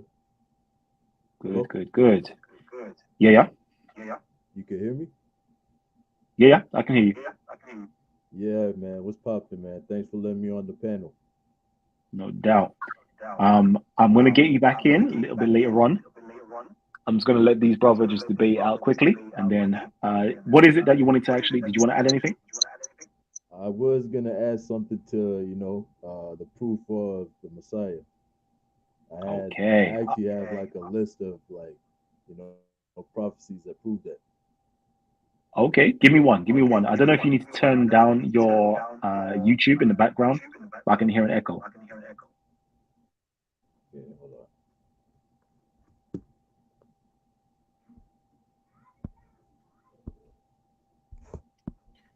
So, and afterwards, I'm going to get brother Cece to give the negative, and then afterwards, Yochanan to give the negative as well. Okay, so easy bands, can you give me one proof? All right, I'll give you one, although it's a lot of them, man. All right, let me just give you one. So one of them is the Messiah would spend the season in Egypt, and there would be a massacre of children during the birth of the Messiah. Okay, and that's found in where? Where's that found? So Hosea, the first one, Messiah would spend the season in Egypt, is Hosea 11:1, and then you could also find the proof of that happening in Matthew 2:14 and 15. All right, and the massacre part is Jeremiah. Okay, perfect. Okay, so let me. I'm just going to take you off, but you will be able to get back in. Word. All right. Let's go, man. Let's go. So, brother CC, I'm gonna let you start this off. Okay. My proof is he died. Jeez. So, what are you saying? Is the Messiah not meant to die? Yeah, but the Messiah will die and have a family and procreate like anybody else. But this Messiah, Jesus, didn't fulfill anything the Messiah was supposed to do. Last time I checked, I mean, when he was around, the temple was there. So how could he? The Messiah is supposed to rebuild the temple, but when he was there, the temple was already there. So what was he there to rebuild? And I don't want to hear the Christian thing. Oh, the temple is the body. That's just New Testament garbage. So there you go. That's my proof. Okay, so he was supposed to rebuild the temple, but he did not rebuild the temple. So therefore, he's that's not one proof. The Messiah. That's one proof. Israel, you're gonna get your chance afterwards. Everybody had their one proof. We've got to be fair. All right, brother Yochanan, your one proof. Otherwise, my one proof is our daily prayer: Shema Israel, Adonai Eloheinu, Adonai Echad. Deuteronomy 6:4. Hear, O Israel, the Lord is our God. The Lord is one. He is not two. He is not three. There's no Trinity. Hashem never told us he was more than one being. The Muslims agree with us that he has no child. That is blasphemy to say. Hashem shares his glory with anyone. He tells us this over and over again that he is not a man. He does not share his glory with no one. He's the only one who sits on the throne. There is no Jesus that sits on the throne with Hashem, unless you are telling us there is two gods or three gods that is sitting up in heaven. We know this equivalently. Our sages was not revealed nothing like this. All the way into the books were closed off, no additions. People came through later with their own additions, with their own renditions. And we even know Amen. Christian scholars agree that the Gospels were written anonymously. So Okay. that is what I have to say for now. All right. So, here in Israel, the Shema is the Shema that, your God is Achad. He's one. He's a unity, though. That's what the word Achad means. But I'm not going to say nothing. But yo, listen, I can see the snipers getting ready. So, what I'm going to do right now, family tree, okay? All right. Everybody has given their proof for the positive and the proof for the negative. So, I'm going to go back chronologically, okay, brother? Chronologically. I want the first person, which was Musa, to go, and I want you to give a rebuttal to any of the against Jesus being the Messiah. Okay, I just want a rebuttal. I don't want anything else but a rebuttal. Go ahead.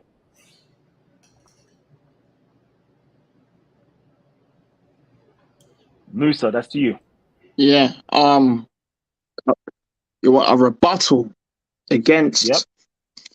So the two brothers, brother Yochanan and brother Sisi, they said what they said. Yeah. If you listened, I want you to rebut what they said. So Yochanan said that, Can you according to the just so I Shema, can answer the question? Go on. Sorry? Yeah, go on. What did he say? Yeah, can you just repeat? Like, what was he saying? So I can answer the question effectively. He's saying that it goes against the Shema Israel, God being one, about there's no son, about God doesn't give His glory to anybody else.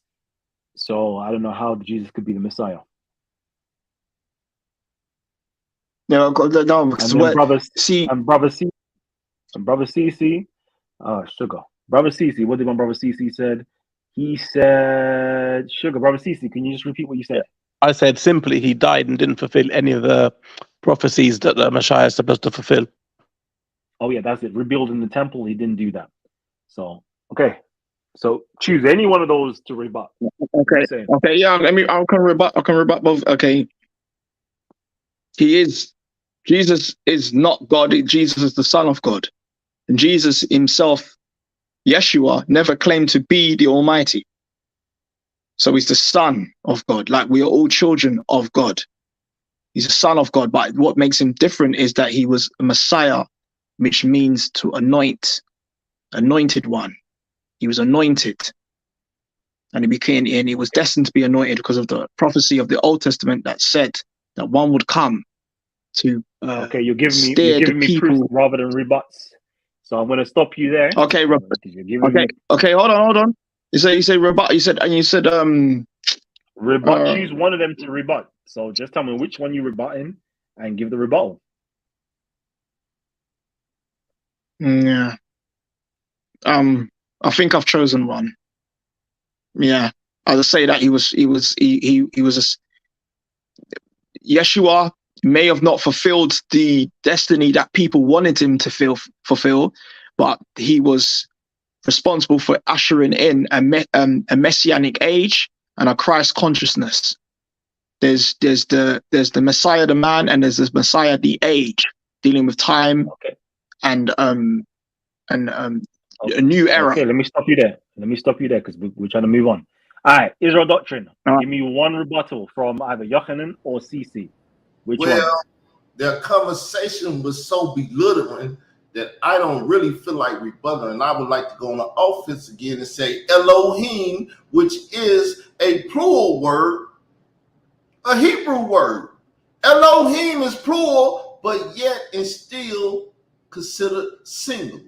So you can say, well, he don't share his glory with nobody. Well, what he doing with a plurality if it ain't nobody else? And that's all I got to say. All right. Gunshot, higher blood clot. Woy. Okay. Let's see, brother. Where are we? Elder Yara. A rebuttal, please.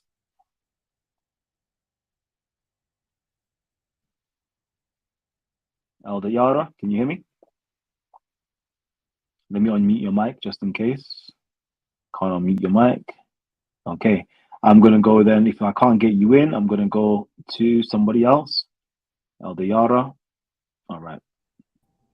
Okay. Brother Easy, talk to me. Give me a rebuttal.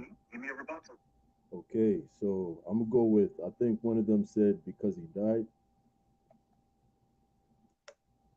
And Yep, basically he my died and he rebuttal to that, didn't fulfill any of he didn't fulfill the prophecy of rebuilding the temple.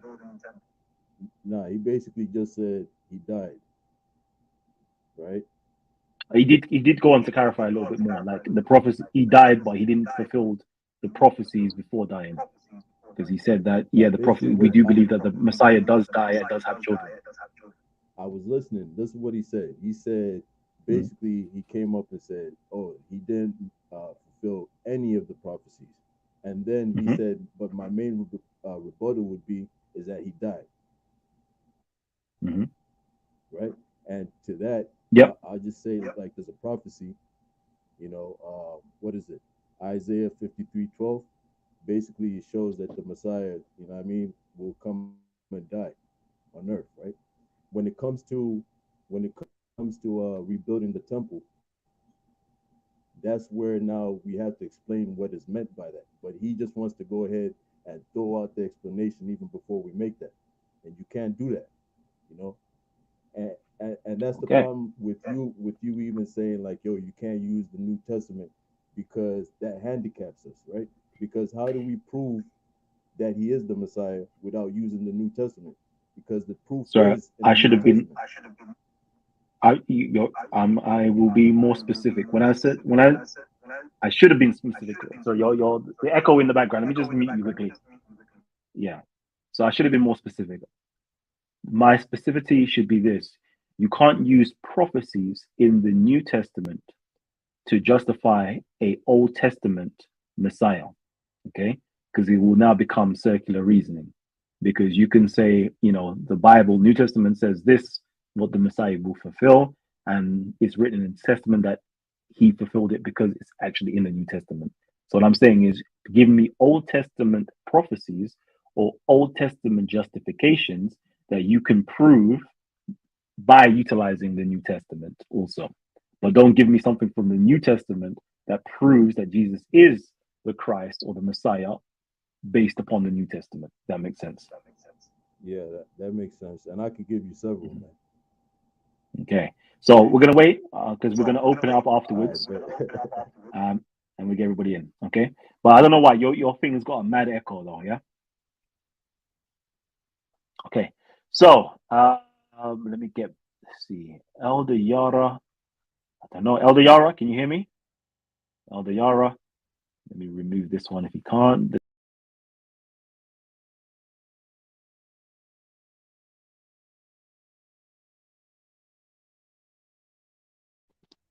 We can't hear you. He removed himself from the thing, so Like a absolute silly guy. All right, cool. Let's see. Elder Yara, can you hear me? Isn't it Mino Yakandan's time now? Because LDR already made a comment, a rebuttal. He didn't make a rebuttal. We couldn't get through to him. Yes, he did. No, we didn't. No. That was another guy. So he said the conversation was so belittling that he's going to just add something else. No, that was the first guy. Israel Doctrine. He's the one that said that. Yeah. didn't do it, so calm down, please. Okay, so let's go into the chronological order. So we're gonna get brother CC in. Let me just see because we've got Elder Yara one here, but I don't know if that's working. If it's not, I'm gonna kick him out from the studio. Let's kick that one out. Okay, cool. So let me just put this here. Okay, cool. All right, brother CC. I want you to give a rebuttal. Yeah, it's your go to give a rebuttal, right? Let's go. What? Not on the recent stuff, but on the beginning I'm stuff. Of what they I'm said. trying to remember what they said. Jesus, at the time of Jesus, there was many messiahs running around Judea. What makes Jesus of Nazareth any more of a messiah than Astragones was, Thaddeus was? When you look at the New Testament, which I'm not going to use as a reference, but it says that Jesus was when he performed miracles, everybody knew who he was, and when he went to a city, people used to mob him and blah blah blah. How did a man with no more than 20 followers be known in the city and basically had to hide from people when, as Callum brought up yesterday, there was another Messiah running around Judea who had 30,000 followers? Wouldn't it make more sense that he would have been the person they're actually referring to in the New Testament, and Jesus was just superimposed on top of it? Isn't that a fair exegesis? Jeez, okay. So you know what? Let me quickly get brother Elder Yara in to give his rebuttal, and then I'm going to continue it onwards. Elder Yara? Yes, sir. Yes, sir. I apologize, man. I have a bad signal where I'm traveling to. But I just wanted to ask the brothers who more or less align with the more Judaic understanding as far as Judaism concerns. I heard someone mention about the sages, right? And what they postulated. I wanted to pose a brief question. Can they direct me to any one of the sages, Maimonides or aka Rambam, or any one of the sages in the Targums that actually claim that Yeshua never existed, right? And when we're talking about the historicity of Jesus, now I know I've read what they've called him a magician, they called him a charlatan, right? They called him more or less a liar, but they never said he didn't exist. And this is from your sages. So when we're speaking about the historicity of Jesus, Hold there's on, really, Elder Yara, yes, sorry. The yes. question was, a rebuttal. I don't think anybody questioned the historicity of Jesus in this one. Uh-huh. We want rebuttals as to why some people are against Jesus being the Messiah. So can you give a rebuttal to any of the arguments as to why he is not the Messiah? Well, yeah, Shalaki. Again, yeah, I did, as in my first statement, like I said, we can look at what he stated in Matthew, and then in regards to what we know So Josephus says about the million Jews that fled to Pella. We could also talk no, about what I mean to really say is this. quickly. What I mean to say is Go ahead. this, right? Brother Uh-huh. CC and brother Yochanan, said things, right? Mm. Which says that Jesus was not the Messiah. So I wanted you to speak exactly upon the things that they said. So first of all, brother brother CC said that Jesus never fulfilled any of the prophecies, i.e., rebuilding the temple before he died. Brother Yochanan said that God said in the Shema Israel that God is one, that he doesn't have a son, that he's not going to give away his glory to anybody else. But yet Jesus and the Christians claim these things of Jesus. So can you give a rebuttal to any of Yeah. those statements made by them? Yeah, absolutely. I'll give a brief rebuttal to both. First, I'll deal with the last one. Yeshua never claims himself to have any divinity. I just completed a lesson myself dealing with the Johannine Gospel, right?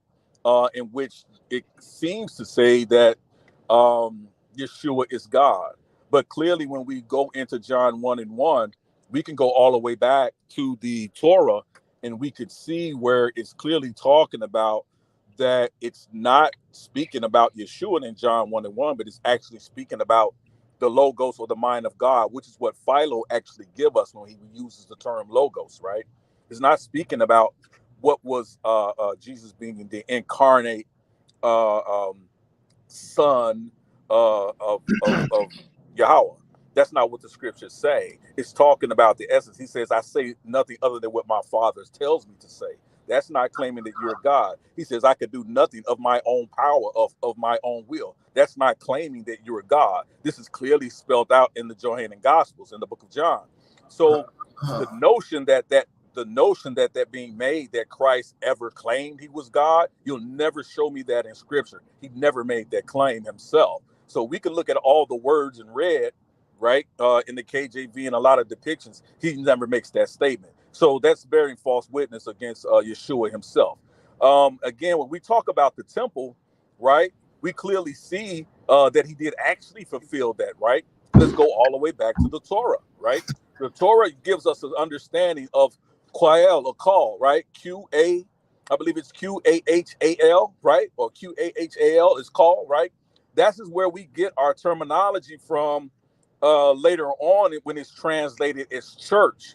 But when you look in the New Testament, they translate that same word or call, they translate it as ecclesia, right? Or ecclesiastica. Nobody argues against the book of Ecclesiastes, but that's what it means. It means assembly, or it means congregation, or it means church, right? So when we see Christ did actually, and his followers did actually build a church, right? Because we know that the Israelites were first called what? Christians in Antioch. So the Israelites were not foreign people. These were not Gentiles. These were This has actually nothing to do with Israelites. what we was talking about. It has everything to do with what you were talking No, about. it doesn't. Yeah, it absolutely does. Where's the rebuttal here? What rebuttal are you, what are you rebutting? I'm rebutting the fact that you said he didn't, when they say he didn't build a temple, right? When he didn't build a temple, right? That's a failed prophecy. I'm telling you that the purpose of the temple was for the gathering and the assembly of the people. According right? to Christians. We're not talking about the Christians here. This is what I'm telling you. Getting off top. This is what I'm telling you. When we talk about the temple, right?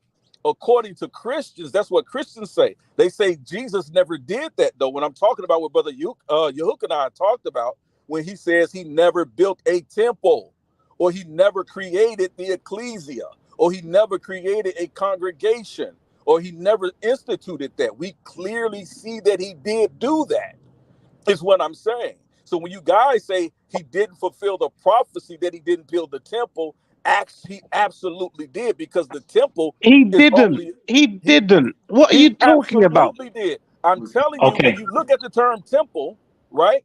When you look at the term temple, He means a real stone brick temple, not no I spiritual know bullshit. Come on, let's exactly. be I know real. exactly. Listen, what I'm telling you, I know exactly what he's talking about, but I'm telling you where they're wrong in their understanding. It was never How are meant we for wrong in them our own to build a understanding? third, How are we wrong in our own understanding? because And you he was Christians, never. how come All you right. Christians are better understanding our because stuff he was All right. than we are? All right. Let me just stop the conversation right there. All right, cool. So real quickly now, we've got one last rebuttal, I believe. Yeah, Brother Yochanan, is it your rebuttal that we have remaining? And then afterwards, I'm Yeah. going to open out for everybody else to talk. Go ahead. Okay. Well, one, as Jews, we already understand if Mashiach is to be Mashiach, he must fulfill all, not a couple of things, not even short of one. It's either 100% or you're not the guy. That's it. So when it comes to Jesus's character, and we're not saying you can't believe in whomever to be Mashiach, right? My brother could be Mashiach. One of you guys could be Mashiach. We're not saying you can't believe. It's where the problem comes is this man. Yes, the previous guy did say that he never claimed to be God, though he said things that were problematic. That was very close to saying it without saying it, but he didn't make that claim himself. It seems that followers attributed that to him. And we see that even with Christian scholars, they would even agree that there are things that's been attributed that most likely he did not say in the time that it was claimed that he had said what he said, right? So one moment that really stands out for me is when he died, and I forgot which gospel said this, but it said that the graves of the saints broke open and they all rose up out the grave and showed up to Jerusalem and showed themselves to everybody, right? If I was living in the backwoods of Israel, and maybe I heard of Yeshua at some point, maybe his name made the rounds, and I'm just tilling the land, whatever. Okay, you find out he died, it's whatever. But a greater miracle would have been if my grandfather, who I knew died some time ago, he shows up at my door. This is the most verifiable moment for New Testament believers to say, hey, we have documentation. This moment happened. And the way it's written in the Gospels, it's almost as if it's an afterthought. It was just thrown in there and no one ever talks about it. No one elaborates to bring evidence. Even the Romans, who are known historically to keep meticulous records of things that's going on, they have no record of all these dead people who just showed up to Jerusalem, which would be the New York City of today, and no one ever talks about it. They just keep talking about this guy who died. That was it. So okay. I would need a little bit more, just even on that. And that's one amongst many, but at least something. Give us some evidence that this actually happened. Because in the Jewish communities, it didn't happen. No one's talked about that their grandpa or grandma, anybody rose back from the grave in mass and just showed up to people's front doors. All right, perfect. I love this argumentation. Yeah, so this is what I'm going to do. Just give me 1 second. 1 second, 1 second, 1 second, family, 1 second. So what I'm going to do right now, okay? And I'm going to have trust and I'm going to have faith in humanity when I already know that humanity ain't shit. Yeah, I'm going to trust and have faith here that the Spirit of the Lord, the Spirit of the Messiah, the Spirit of the Ruach itself, the Spirit, the Holy Spirit is now going to descend. The Sechem, the Ma'at is going to descend amongst these people gathered today. Okay, and you guys will be able to organize yourself nicely, yeah, and have fruitful dialogue with each other in a debate style context and give each other enough time and space to talk. I would love to start the conversation off with Brother Israel doctrine. I'm going to remove myself from the stream right now, so I can get easy bans into the live bit, and I'm going to allow you guys to have your conversations uninterrupted by myself. But please, I can hop off, Kalam, if you want. I can hop off. No. No. I don't want to stay on. I actually want to just do a few things. Okay. So yeah, I'm going to bring everybody in, and I want Israel Doctrine to start it off, and then you guys organize yourself. There is going to be heated conversations. I hope there's going to be a nice debate. Again, family tree is going to get real heated. Yeah. So hit the like button, hit the share button. Let everybody know that we're live right now. And we've got some good brothers, some Israelite brothers in. We've got some Jewish brothers in. We've got some Moorish brothers in. We've got some Christian brothers in. And we're talking about the Messiah. Is the Messiah Jesus Christ, or is there yet a Messiah to come? All right, family, go through. Now, with that, could you pull my PowerPoint up? Can you pull the PowerPoint up? Okay. Now, I ain't got the Bible, so I'm just going to show this slide. And it's saying Daniel 9 and 27, and he shall confirm the covenant with Benny for 1 week. And in the midst meaning middle of the week, he shall call the sacrifices and oblations to cease. And for the overspreading of abomination, he shall make it desolate, even unto the consummation, and the determined shall be poured out upon the desolate. Now, this is end time prophecy. It's not the very end, but it deals with end time prophecy. So he fulfilled it, because when he died, in the New Testament, it say the veil of the temple ripped, meaning that animal sacrifices and oblations and stuff was taken off the table. I'll leave it there. Y'all can finish the rest. Can I just ask the Christians on the panel a question? Did Jesus liberate Israel from the Romans and establish a Jewish kingdom in the land of Israel in his lifetime? Well, I can answer it, but I need the preference before I answer. Can I? No, it's a simple yes or no question. There is no preference for it. Did he do it or did he not? Can I preface or not? I'm asking you. That's a simple. Yes I'm saying it. I'm saying it doesn't. It might. If I was asked a question, it wouldn't need a preference. Preface. It's a simple yes or no. Did he do it or not? When he died, were Romans still there or were the Romans not there? That's the question. Brother, are you civilized or uncivilized? Are you reasonable or unreasonable? Because I asked a simple question. Can I preface it? That's a yes or no. Is you trying to say I'm uncivilized and can't say yes or no? I never said you're uncivilized, brother. So can I preference yes or no? I'm saying you can, but it doesn't need it. It's a simple yes or no question. That's my answer, or my issue. But yeah, go for it. So let me preface. Now, all that conversation messed my mind. I had a stroke, so my thoughts are leading sometimes. Can you ask the question again? I asked, within Jesus' lifetime, did he liberate Israel from Roman occupation and establish a Jewish kingdom in the land of Israel? So, yes, he did, but not Roman occupation. You put Roman occupation in there to stay in the physical world and not deal with the spiritual aspect. But Israel deals with God and man. So we're not just worried about the Roman world or that. Did he liberate Israel from Romans? No, he came to die to liberate them from the penalty of sin.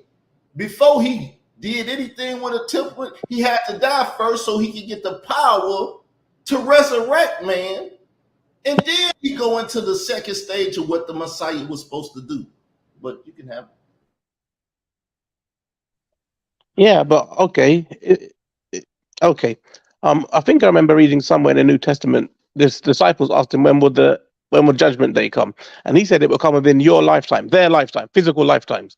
As far as I can tell, it's 2,000 years later and we're all still here. What's your answer to that? I'm not a preterist. Are you a preterist? Do you know what the term means?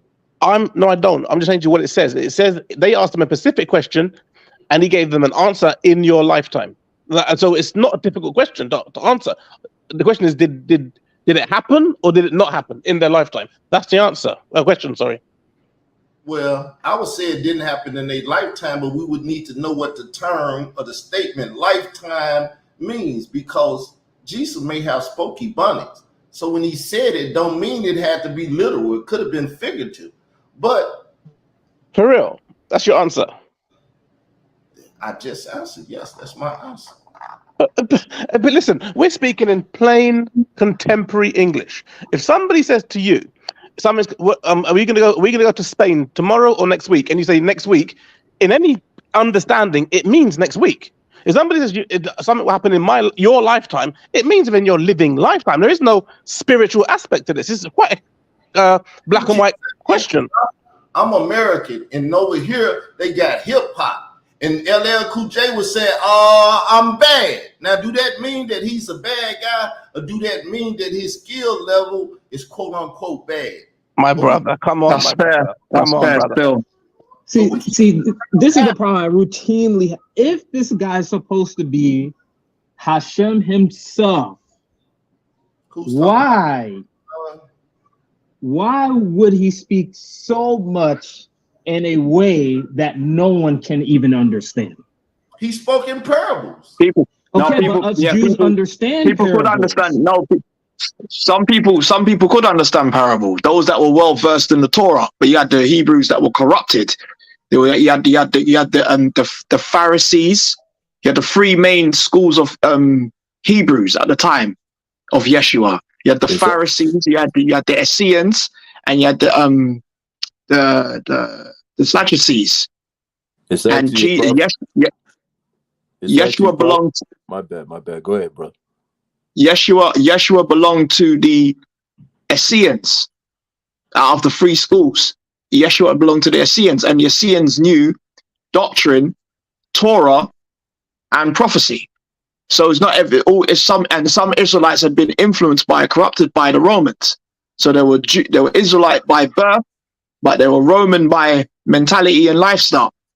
Now, Yeshua was Hebrew by birth and Hebrew by lifestyle. So when he said, render unto Caesar what is Caesar's, and render unto God what is God, he knew that the Romans had occupied Judea, and the Israelites couldn't fight them physically. So Yeshua spoke about being reborn of the mind. The mental had to change in order for the Israelites to see the prophecy fulfilled. They couldn't see the prophecy fulfilled because they've been corrupted. Like, you got African Americans in America, and they get corrupted by the ways of America, which is not their way.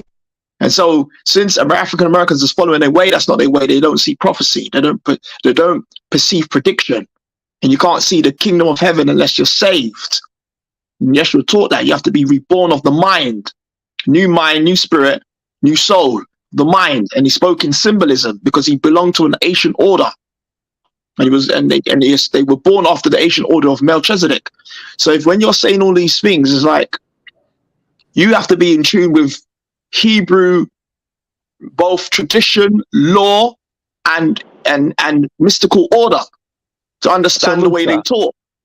Musa, all that answer you gave to answer a simple yes or no question, did Judgment Day come within their lifetime? Which isn't actually, the question wasn't even a parable. When they asked it, he answered it quite straight. It will come in your lifetime. That's not a parable. That's a straight answer. And it didn't happen. Therefore, proving him, even in Christian terms, by that statement alone, a false prophet. It's black and white. There is no long-winded exegesis around this question. Read the chapter. Go and get the chapter and verse and read and quote to me what you are reading, or quote to me that statement that you're making. Where did you get it from? Give me the quote from the Torah. It's not in Torah. It's in New Testament. Yeah, that's in the New Testament. Quote in the New Testament. Who said it in the New Testament? Go in and read it to me now. Okay. Well, I'm not near any book for you, so but I would read it for you. But okay. In which version? Because you guys have hundreds of versions. So which one? Get a Bible. Tell me the version. I know it matters amongst you guys, because if I go King James, someone would say NIV. It doesn't hit the same. You don't have one of them, so stop speaking on that. Why speak on something that you can't even do?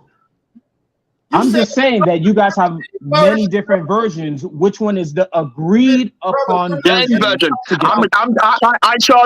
charge you to get any version. I don't care what version. Get a version and bring it to me and quote it. I'm saying it's a vain conversation because he don't have no version, or he'll pick it up instead of have an NIV or KJV or whatever version he got, but he don't have now. So that's a vain conversation. That's not. You can't challenge the word of Christ and you haven't got scripture to quote me. I don't want to hear man and woman's opinion. I want them to go into Torah or New Testament and quote me what the scripture said from what the scripture didn't say. Then we can start to critique what the Messiah meant from what he didn't mean. And remember, they lived in an ancient time before the TV, radio, and so forth. And their language wasn't English. It was Hebrew. It was Aramaic. It was Arabic. It was Syriac. They spoke those Semitic tongues. And plus, he belonged to an ancient mystical order. And so he spoke of Melchizedek.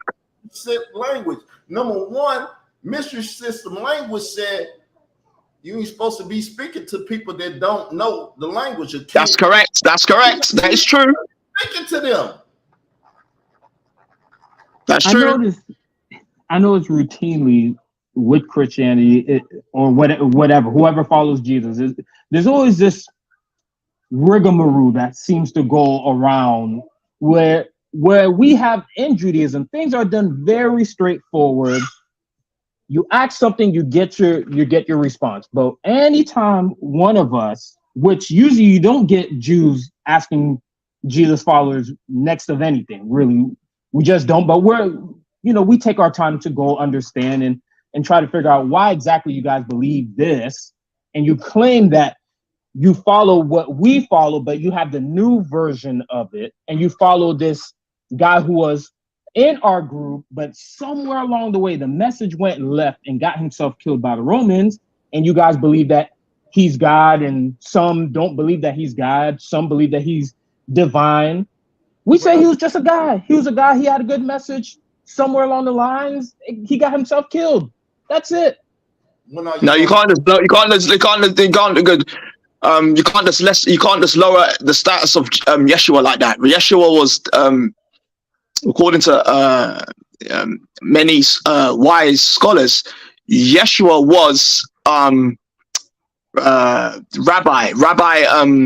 Master Rabbi Gadol was the most wisest of the wisest rabbis of his generation. You mean Gamaliel? He was You mean Gamaliel? Gamaliel. No. I know. I'm just. He just had a title that he was Gadol in Hebrew. Gadol. That's right. You're talking about Gamaliel. But that title was that title given to Yeshua? Yes or no? No. So Yeshua was not. What are we? He wasn't even a rabbi. He wasn't even a rabbi. Okay, well, that's not true. Like to go? What would y'all like to go? Because y'all said he's not. But see, some questions they're beneath the conversation, like what he told them and everything. We know that the Bible said he left and he gonna come back. Y'all not even taking that into consideration. That when he was here, he didn't do everything, as if he didn't leave and go. He didn't do it, brother. He didn't do anything. But brother, you didn't hear what I just said, right? You're not even considering that he died. You said he died, right? So I just showed you in Daniel 9, which is end time prophecy, saying the Messiah shall die. Did he have children? Did he have children? Did Jesus have children? Off though, why are you speaking over me? But you're saying stuff which is irrelevant.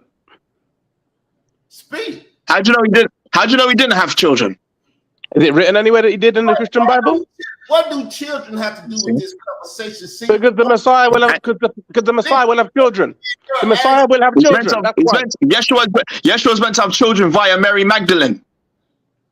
Now that's an unpopular opinion. Well, I said it, and I stand by it. But we also still have wars.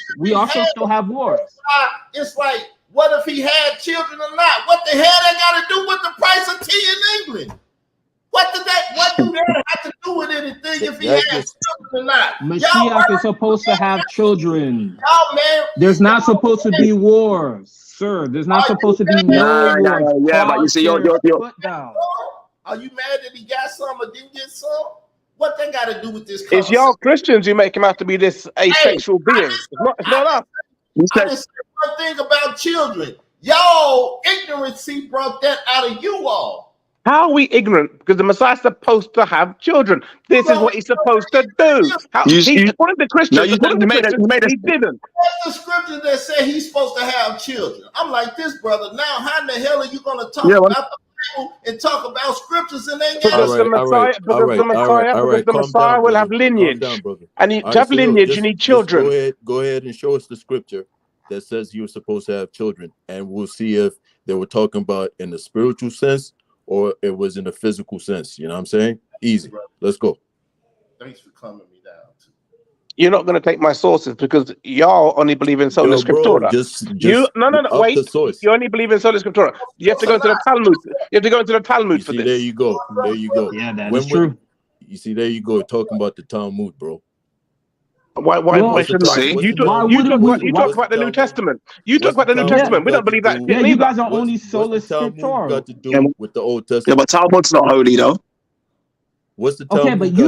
Now you're trying to have us defend our scriptures according to your standard. You only go by scripture only. Made a claim about we don't only go. You can't put the Talmud. You can't put the Talmud. The Talmud does not have the same status as the Torah. Okay. So this would be the same problem if you were talking with Muslims and you only try to use Quran. They use Hadith as well. We have a compilation. That's correct. The Hadith, that's true. And the Hadith is not equal to the Quran. That's correct. I'll agree with you. But either way, I don't accept Hadith either. The Hadith is the words of men. The Talmud is the words of men. It's not equal to the holy word of God. No. Yo, bro, use the Old Testament. Okay, one mic, everybody. One mic. Simply use the Old Testament and prove what you just talked about, bro. because you over here rambling and ranting and just talking about this and that and trying to make it like it's facts. You know what I'm saying? So go ahead. It is facts. That's Jewish right. facts. It's Jewish facts. Then What bring the facts? proof. What, show us. Then bring the Show us. proof. Show us. Source up. Source up. Show us. I got a better idea. Why don't y'all Christians read the Talmud? You might learn something. There you go. There you go. No. Don't stop trying to run away from the challenge, bro. You funny. Bring the source up. Stop trying to duck the questions. Source up. You're using that Talmud to hide behind. That brother didn't have a scripture of any kind, right? And that brother don't have a source of any kind, but they're talking out of their, what y'all call it over here, pie hole or whatever. He just made a claim about the Messiah. So source up, bro.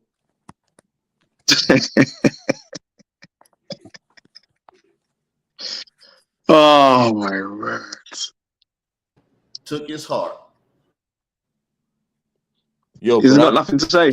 Show you many prophecies about the Messiah.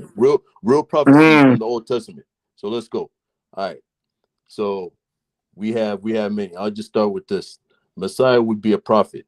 Deuteronomy. Matter of fact, let me go to some more interesting ones. So 21, somebody spoke about parables, right? Messiah would speak in parables. Psalms That's right. 78, 2-4, Isaiah 6, 9-10. And then the evidence of that is in Matthew 13, 10-15, 34-35. What else? Messiah would be a priest after the order of Melchizedek.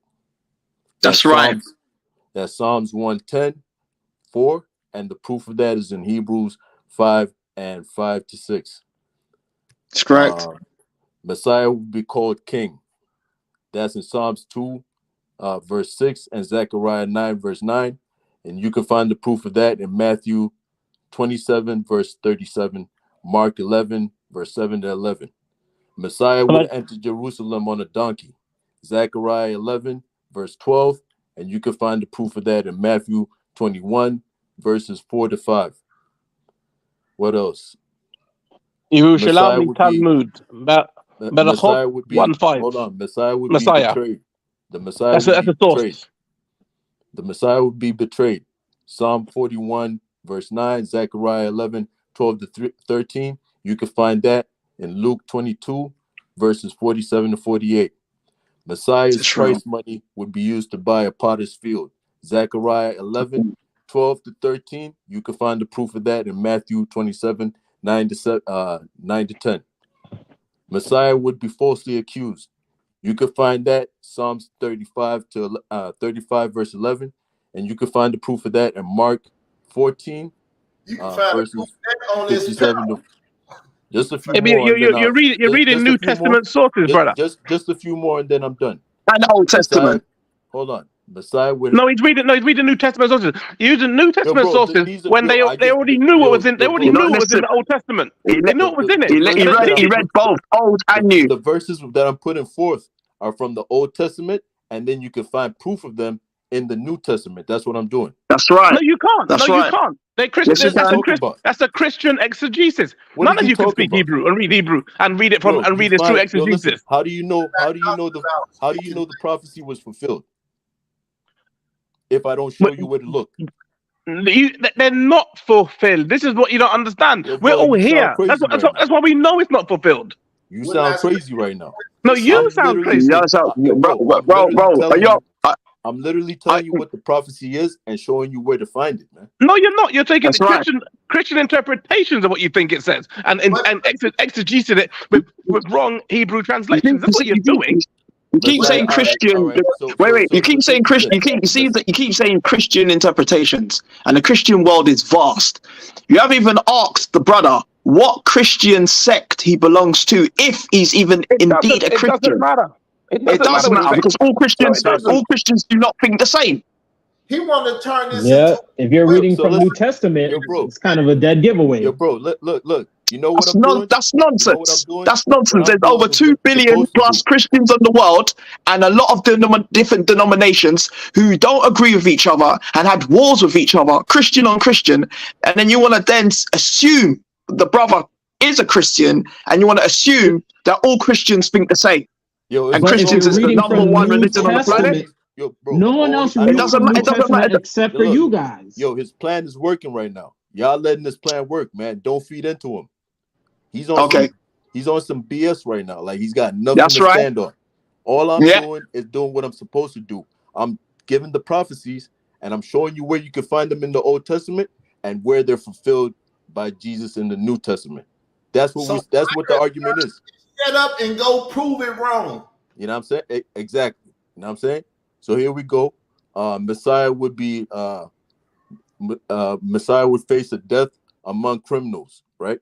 You find that in Isaiah 53, verse 12, and you can find the fulfillment of that in Matthew 27, verse 38.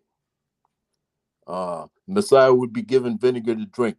Psalm 69, verse 21. You can find that in Matthew 27, verse 34.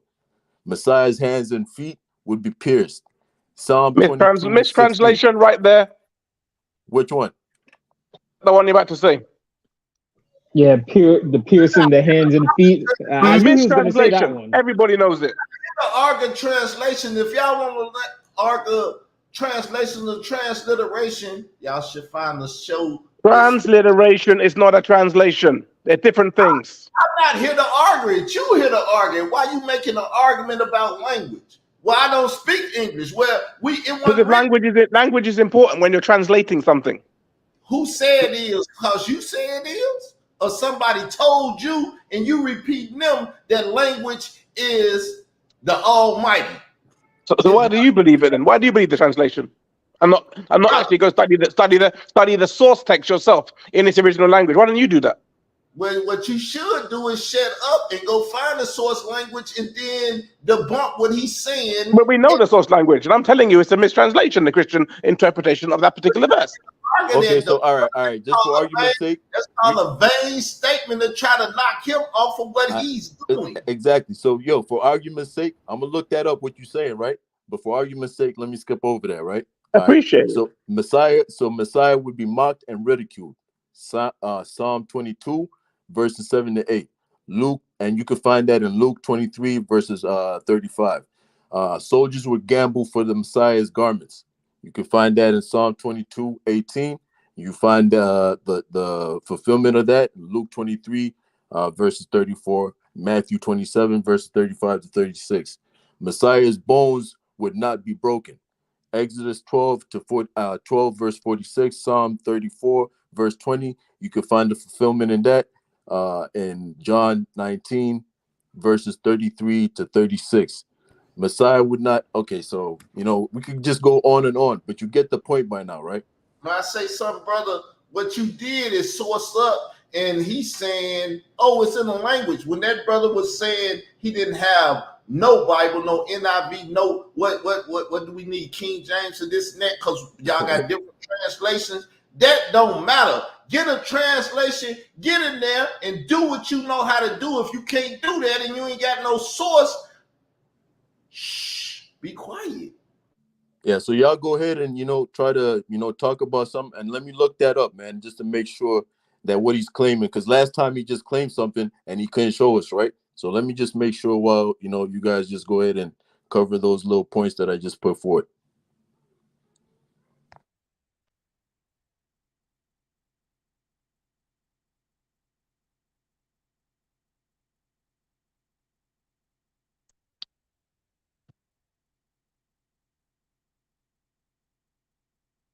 Do I hear a rat pissing on crackers? What happened to him? No, because unlike you, I didn't just read a big list off Wikipedia, okay, of what Christians believe is what these exegeses are. I'd have to actually go and research those and come back to you another time on that, because like I said, I'm not reading a big ass pre-prepared list, which is what you just did, because there's no way you remember that from your head. But what I could do, what I could say is this: just watch any Tobias Singer video, and he would debunk everything you just said. Did right, shifting the goalpost again. Now apparently there's a rule, where you can't go and find ready information right there, so you can just. I never said that. That's not what I said. So why you I said you had talking about a. I said you had a it? So why prepared you list, talking about it? and now you're saying, "Oh, now debunk it." Well, I don't have a prepared list to the quote, the verses you just quoted, but I can say this: you can watch any Tovia Singer video on YouTube, and he will do it for you in any video he has. Well, you need to go source up then. You need to go source up, power up, and level up, and then come back and make your argument. Not really. You're just coming with belief that Jesus is the Messiah. You got no proof of this. Let me ask something. Let me ask you something, Zitsit. Family tree. Hold on one second. What? Family tree. Family tree. I was going to let you guys know we've just hit the 2.5-hour mark. Okay. I'm going to allow the show to go on for another 15 minutes. Of course, we're going to continue on off air. I will share the link right now for you guys. If you would like to join in, you can come through once the show is finished, or come through now if you want to have a say. But I'm going to allow the show to continue for another 15 minutes. Continue, brothers. And please, let me ask you something. Okay. I have a question. I sat quietly. I have a question. Source up and let's debate. Let the accountant have a question. He's been quiet. When Jesus died, right? Was he human or was he not human? Humans died. He was human at that point. You mean when he resurrected, was he human or not human when he came out the ground? If he came out the ground. Is he divine or is he just human? He was a human. I'll say he's a human. Let me answer that, because my answer is different from these guys. I don't know if everybody believes that Jesus is God. I believe that Jesus is God. So basically, God too, but he was a human at that point when he died. God can't die. Word. Exactly. So did he die? Yes, and a human died, not God died. Yeah. So basically, but when he came out that ground, he was God. He had God body. That's why basically, my God, my Lord. So basically, what I believe is that Jesus is fully God and he's fully human at the same time. So his human body died on the cross. And then his spirit continued to live after that and resurrected his body. Mm-hmm. So Jesus is 100% human and 100% God, correct? Correct. And the Father is 100% God? Yes. The Father and the Holy Spirit is 100%? God, the Holy Spirit is God, and Jesus is God. Well, because this is you guys' beliefs. Yo, bro, nobody Trinity over here. I just answered you. So no Trinity. So we have Jesus who's 100%. It's all good. And we have God who's 100%. So that counts as two people. I mean, I'm not a mathematics major, but that sounds like there's two gods here. Let me just help you understand. Let me just help him understand how I perceive it, right? All right. So just like it says, human beings are made or created in God's image, right? So if you think about it, you yourself, you got your mind, you got your body, and you got your soul or your spirit, right? All those three things that I just mentioned, they still form one human being, right? Yeah. So it's the same thing. So then if I'm 3-part being, so then Jesus is 3-part being and God is 3-part being? No Trinitarians in the house. Ask the question first and then put your BS on the table. Says if any Trinitarians in the house, because I feel offended with you trying to act like he's a Trinitarian or he's a it's very difficult for us. Okay, I believe in the Trinity. Understand it's very difficult for us Jews to hold on, fam. Understand because you guys have a lot of different beliefs. So it's like to a Trinitarian, he said he's a Trinitarian. Now you have right to talk to a Trinitarian. But asking it without finding out if it's a Trinitarian in the house is very bogus. I don't know what. Okay. I apologize. Let me put something. Frankly, we usually go off of the standard. The standard for Christians has always been Catholics. So hold on, fam. You guys may not agree with them, but if everyone's following the same Jesus, why do you guys disagree? See, let me see where we're getting our wires crossed. Yeah. Let me put something across to the Hebrews because I'm a Moor. I'm a Moor, right? So let me put something across to the Hebrews.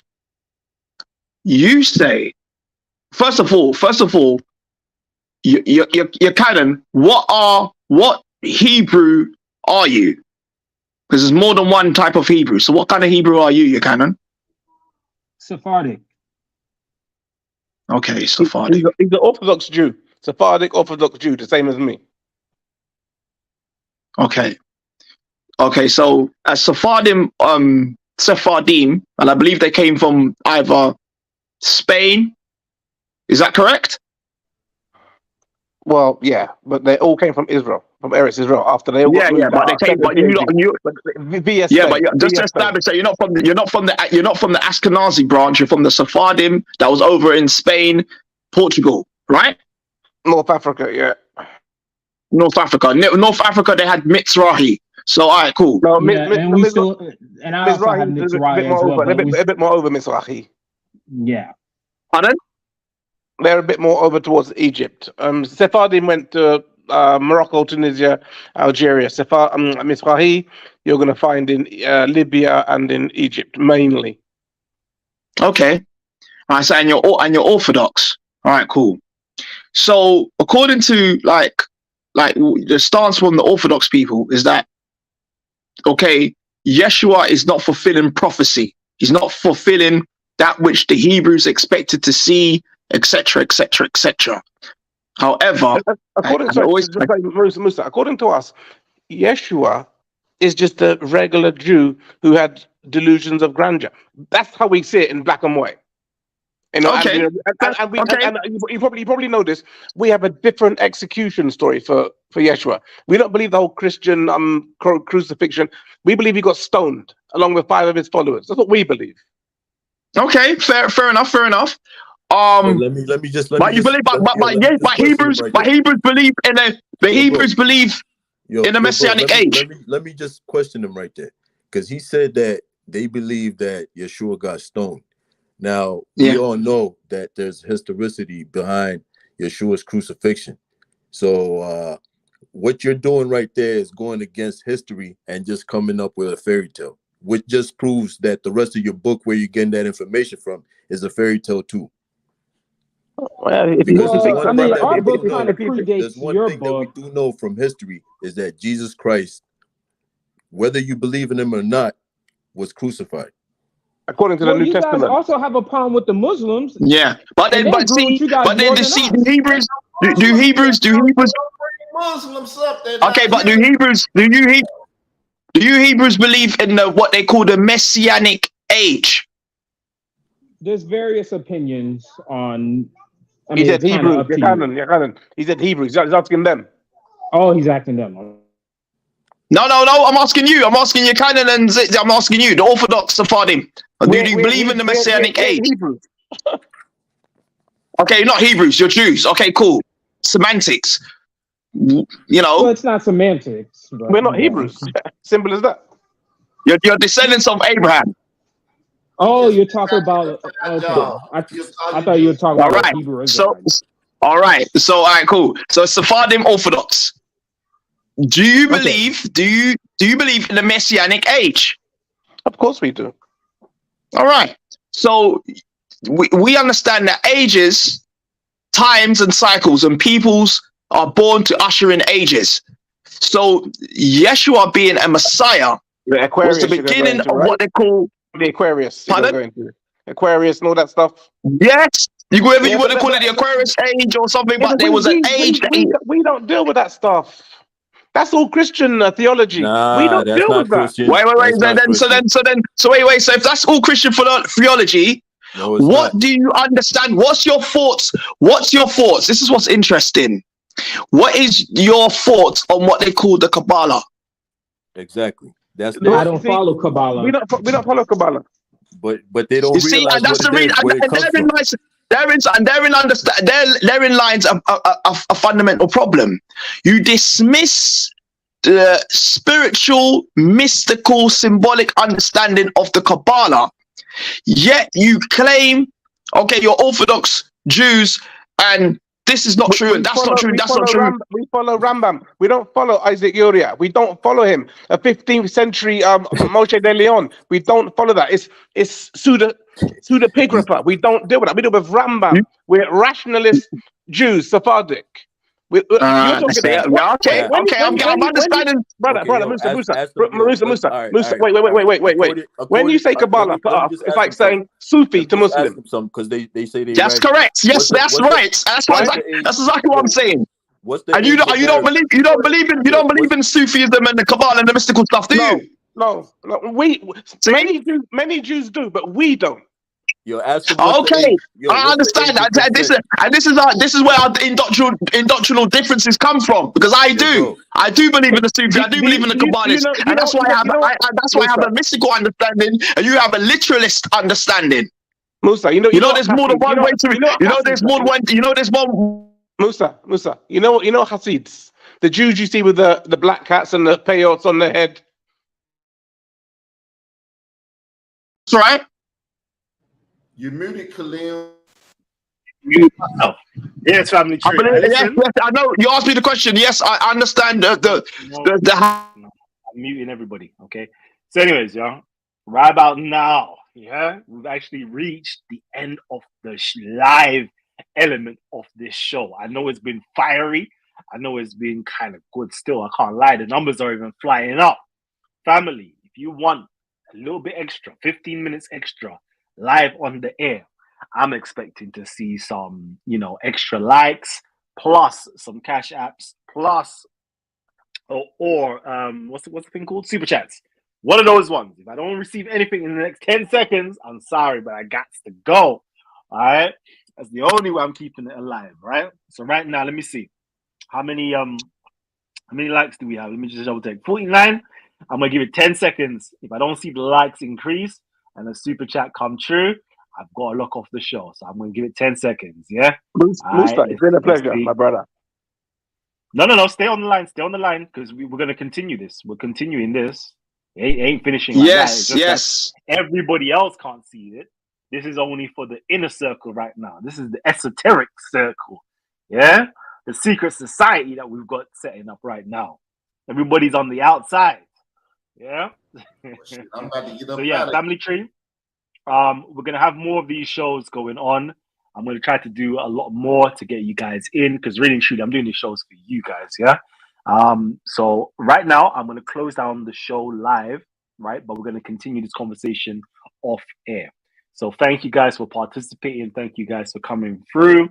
Don't forget to hit the like button. If you aren't already subscribed, hit the subscribe button. And let everybody know, when we're on live next, hit the share button, man. Go into your WhatsApps, go into your Instagrams, go into your Facebooks, go into whatever applications you have, social media sites you have. Share it with people. Let everybody know that you're live. And we're always going to give you guys the opportunity to come in and have your say as well. All right. So if you've got any subjects or topics that you guys would like us to discuss, or present some information on, let us know in the comment section, and we'll do our best to do it, put up those shows as well. But right now, I'm closing out, and I gotta say, bless, love you guys, and man, Cali, baby, cheers.